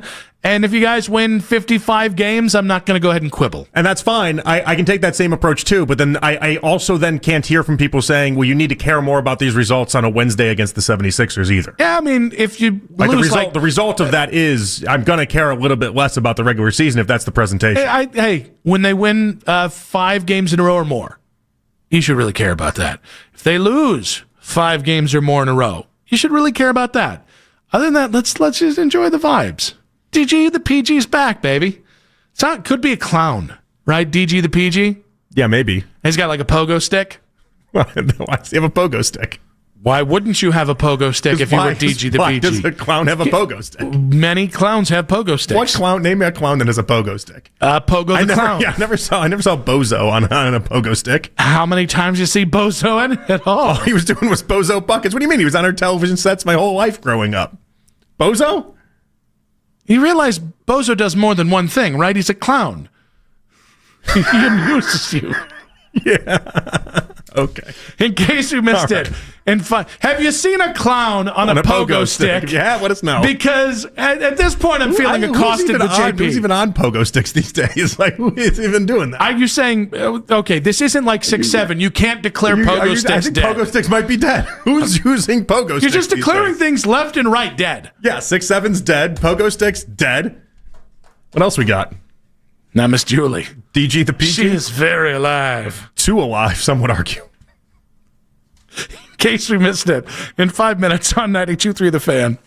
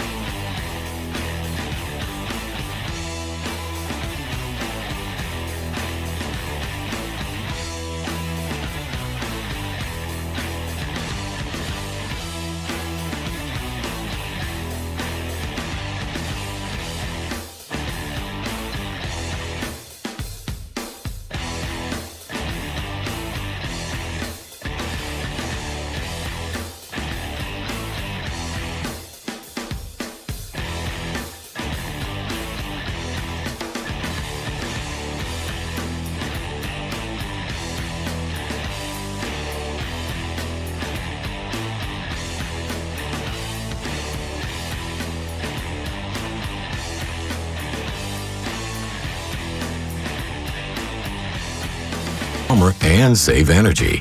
Oh, I can do that. Close up your fireplace tamper and save energy all season long. Oh, yeah. Now I can do that. Get more tips from Ohio Edison and the Illuminating Company at EnergySaveOhio.com. Sign up to be a part of the fan club. Download the free Odyssey app and follow 92.3 The Fan to get all of the best audio and best stories sent straight to your inbox. 92.3thefan.com. Final segment of today's show. Big thanks to our guest, Ashley Bastock at 3:20, Ross Tucker at 4, Boomer Esiason at 5:20. Really great stuff with all of our guests today on the various topics. The Jets tanking. Should the Browns have tanked? It's Browns-Jets game, and what seems to be people already setting this up to be a no-win situation for the Browns, even if they win. We did get some feedback. RK440 saying pogo sticks were dead when he was a kid. Yeah, I believe it. I think it's tough, though. How do you know they haven't made a comeback? I haven't seen a pogo stick in ages. But you've got young kids. They're not pogo stick eligible. No. Right? I got your kids riding pogo sticks? I would not let them because I don't want them to have another broken elbow. We got 2 broken elbows. That was enough for me. No more. Is that bad that I am? I've already decided I'm not a trampoline family because of those reasons. No, I get it. I get it. They just seem incredibly. You never have a kid that had a trampoline that didn't end up with a lot of things broke. Now, here's the thing. With all that being said, and kids come over to your house to then go on the trampoline. They break arms too. That's the one that should scare you because then you get sued. You get sued. Exactly right. I will say though, there's a big part of me that's like, if you say we're not a trampoline family, I'm not going to judge you. If you say we are a trampoline family, I also won't judge you. Like, honestly... No, I mean, if you have fun with it, go ahead, have fun with it. Like, the only way you're really going to get me to parentally shame you is if you break, like, really bad sports news to your kid while recording them and then post it online so you can, I don't know, get Sauce Gardner to interact with you. That's about the only way you can really upset me and make... most of the time, guys, parenting's real hard. I've messed up so many times as a parent. I just don't think I'm the right guy. I don't think any of us should. I hate when parents judge each other. Absolutely hate it. And if a kid's being hurt, yeah, judge the hell out of that person. If a parent's just a neglectful parent, I understand that there's going to be some judgment there. Yeah. But you own a trampoline. I got bigger things to worry about. Final thoughts on pogo sticks? Yeah. Also never seemed that much fun to me. But you're jumping like a very tiny. It's a lot of work, and you're jumping a very tiny amount in the actual air. The payoff's not there enough. So what you're saying is you want more of a spring? I want more of a spring, but you get too high of a spring, and all of a sudden I'm playing a real dangerous game, Nick. Real dangerous game. This is why you're not willing to have the requisite amount of fun because you're afraid of the risk. You miss 100% of the shots you don't take. Somebody told me that once. It was Wayne Gretzky. No one ever has heard that. Might have been Michael Scott too. I don't know. Definitely have heard it. Let's get to in case you missed it. All right, we're going to start off with a little bit of news out of Tennessee. And actually, the report comes from Boston in the Boston Globe. But the Titans can't trade with the Patriots and would not trade with the Patriots over this deadline because Amy Adams Strunk, the owner of the Titans, continues to think too much about how things ended with Vrabel. She is refusing to trade or do any dealings with the Patriots because Mike Vrabel's the head coach. But you fired him. I know. It's a bananas move. It's like, I could understand if Vrabel and the Patriots were like, listen, I'm going to be petty about it. You fired me. I had to then go spend a season with the Browns and kind of like refix everything and then to then be hired by the Patriots. And that just kind of stunk. That's not what I wanted to do with my time. I wanted to stay coaching. And so I'm going to be petty about it. I'm not helping your team out at all in the slightest bit. You fired me. You got rid of me. This is the reverse of that. This is the Titans saying, no, we're going to go ahead and hold this against you, even though we were, in fact, the ones that fired you and said we don't want you around anymore. I'm going to say it again. I understand that humans do this kind of stuff, so I do understand generally. But if I was a Nepo baby that inherited an NFL franchise, which is untold wealth, just generational wealth, even if you want to sell it, even if you don't want to be, you will live the rest of your days a very comfortable life. If I had that kind of money, I just wouldn't give a rip, especially if I was the one doing the firing. Like, I don't get Belichick being a knob to the Patriots. I don't get Amy Adams Strunk being a knob to Mike Vrabel. Like, grow the hell up. Like, if you want to know why the Titans are in the situation they're in, you fired him, and then you're somehow pissed at him. Okay. You see how it doesn't make sense? Listen, maybe she feels like Vrabel forced her to fire, was it not Greg Robinson? Who was the GM? Oh my God, it's right there. It's not Ben. John Robinson. I knew it was a very common name. Maybe she's mad because she thinks she should have chosen John Robinson over Vrabel then. I don't know. I don't care. I think she's still mad about the Patriots Hall of Fame Day comments when Vrabel got put in the Hall of Fame in the bye week and talked about how great ownership was with New England while saying nothing about Amy Adams. And I feel like she's held on to that. They've always suggested that was part of the reason why Vrabel got fired is that Hall of Fame Day speech. Maybe she's just still hung up about that. Grow up. She's like 70. Grow up. She is. Yeah. And the same thing with Belichick, who's also like 70. I don't know, man. I continue to come back to the idea of I don't have the luxury to be a petty a-hole that can't just get along with people. Like, this is a poor people problem, or at least not the top 5% in the world problem. I don't understand how you get to a point in life where you have that kind of success or that kind of financial success, and it doesn't lead you to being like, cool, I've got this covered. Now I'm going to go work on the human being that is me. I don't know. I guess when you have that much money, you either become really petty or you start cloning dogs. One or the other. Oh, which one would you choose? Probably cloning dogs. I just don't have the energy to be that petty. Although, I'll go back to what I said to Boomer. Although, if you spite me... Just kidding. What if Tom just cloned Giselle? Because it'd be a different... Yeah, Boomer didn't know what to do with that comment, by the way. But no, you got to hear me out. You really threw him a curveball there. You got to hear me out. I thought his response was good. He just didn't like that version of Giselle because she grew up in a specific way. I think he accounted for the part that I think you had a blind spot for in this discussion is what if Tom doesn't like Giselle at this point? Well, no. He doesn't like that human. You wouldn't want to clone somebody and if you look at them, you just think, man, they went off with a yoga trainer and really screwed me over. Yeah, but it's a clone, so you get the positives that she looks like Giselle without whatever damage led to her being a bad wife. I imagine in Tom Brady's estimation. In Tom Brady's mind, Giselle is unattractive at this point based off of the sleeping with the yoga trainer. Yeah. But no. It's probably a turnoff to Tom, I would imagine. I can separate the art from the artist. Is that where you're above this? Is that what that looks is? like Giselle, but isn't Giselle? Sounds like a sweetheart deal if you're Tom Brady. I don't know, man. You're Tom Brady. You're having sex with just about anyone you want to. I don't know why you'd have to recreate the Giselle thing. Because none of them are that close to Giselle. That's a very... he's on like a Jeter-esque run right now with his Rolodex of people. And none of them are as attractive as Giselle Bundchen. I don't have the list at the top of my head, but I can pull it up quickly, and I promise you, out of the names I tell you, one of them you'll find more attractive than Giselle. I promise you I won't. Really? I mean, you really think so? All right. I never know how to say her first name, or really her last name, so this isn't good. You'll know her when I try to say it, okay? I'm going to butcher this. We're on the front of this. Yeah. We trust tree with a nest. I'm not going to say this right to begin with anyway. Of course. Irina Shayk? No. Oh, come Giselle's better looking. Okay, Matt, get Googling. Get Googling, kid. Get running. Can you Google with one hand, Mac? That's out of pocket. She's also a supermodel. Out of pocket. It's not as if she also wasn't a supermodel as well. Yeah, no, but Giselle's more attractive. There's rings in the whole. There's levels. Sofia Vergara? I think Giselle's more attractive. Hard disagree. I'm 2 for 2 on people that are more attractive than Giselle.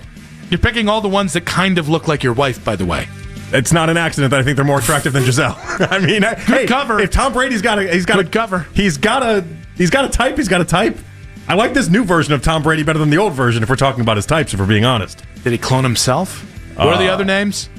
Really, there's not enough. There should be more out here. See? I don't know why there's not more out here. Do better. It keeps going back with the two. That one is supermodel and one is one of the more attractive actresses of our generation. I think that's more than good enough. Any response that I have is going to sound like I'm putting down one of these incredibly beautiful women, so I'm just not going to do that. They're all beautiful, but I think Gisele Bundchen tends to be in a class of her own. So that was a very respectful way of saying that. Oh, he also dated Tara Reid at one point, but like 2002 Tara Reid. Like we're talking like Van Wilder. No, that's like the best version of Tara Reid. It's still the one you gotta get tested after hanging out with. Van Wilder, the cameo in The Big Lebowski. That was just when she was discovering hard drugs. I had a childhood crush on Tara Reid. I did. Everyone did. And then why was it so like we grew up thing about it? Because of the last 25 years of Tara Reid. It's very fair response. But like that was prime Tara Reid that he was dating apparently. I don't know. I think American Pie might have been prime, and then after that, there's a lot of she dated Carson Daly. Ooh, if she dated Tom Brady after Carson Daly, it's not good. Now I found out those two are Eskimo brothers. I didn't know that. And now we knew. There we go. The more you know here on this show. And now I'm just rhyming. Big thanks to Mac Robinson on the board. Yes. Big thanks to Jake Murray. Big thanks to Matt Corelli, the Big Cheese, and Meredith Kane on the 2020s all day long. JP, good stuff. Had fun. We'll do it tomorrow. We'll be back tomorrow, guys. Pete Futek's going to join us. I believe Fanta will be joining us. We'll see you guys tomorrow at 2 o'clock right here on Afternoon Drive. Keep it spicy, baby. Let's go.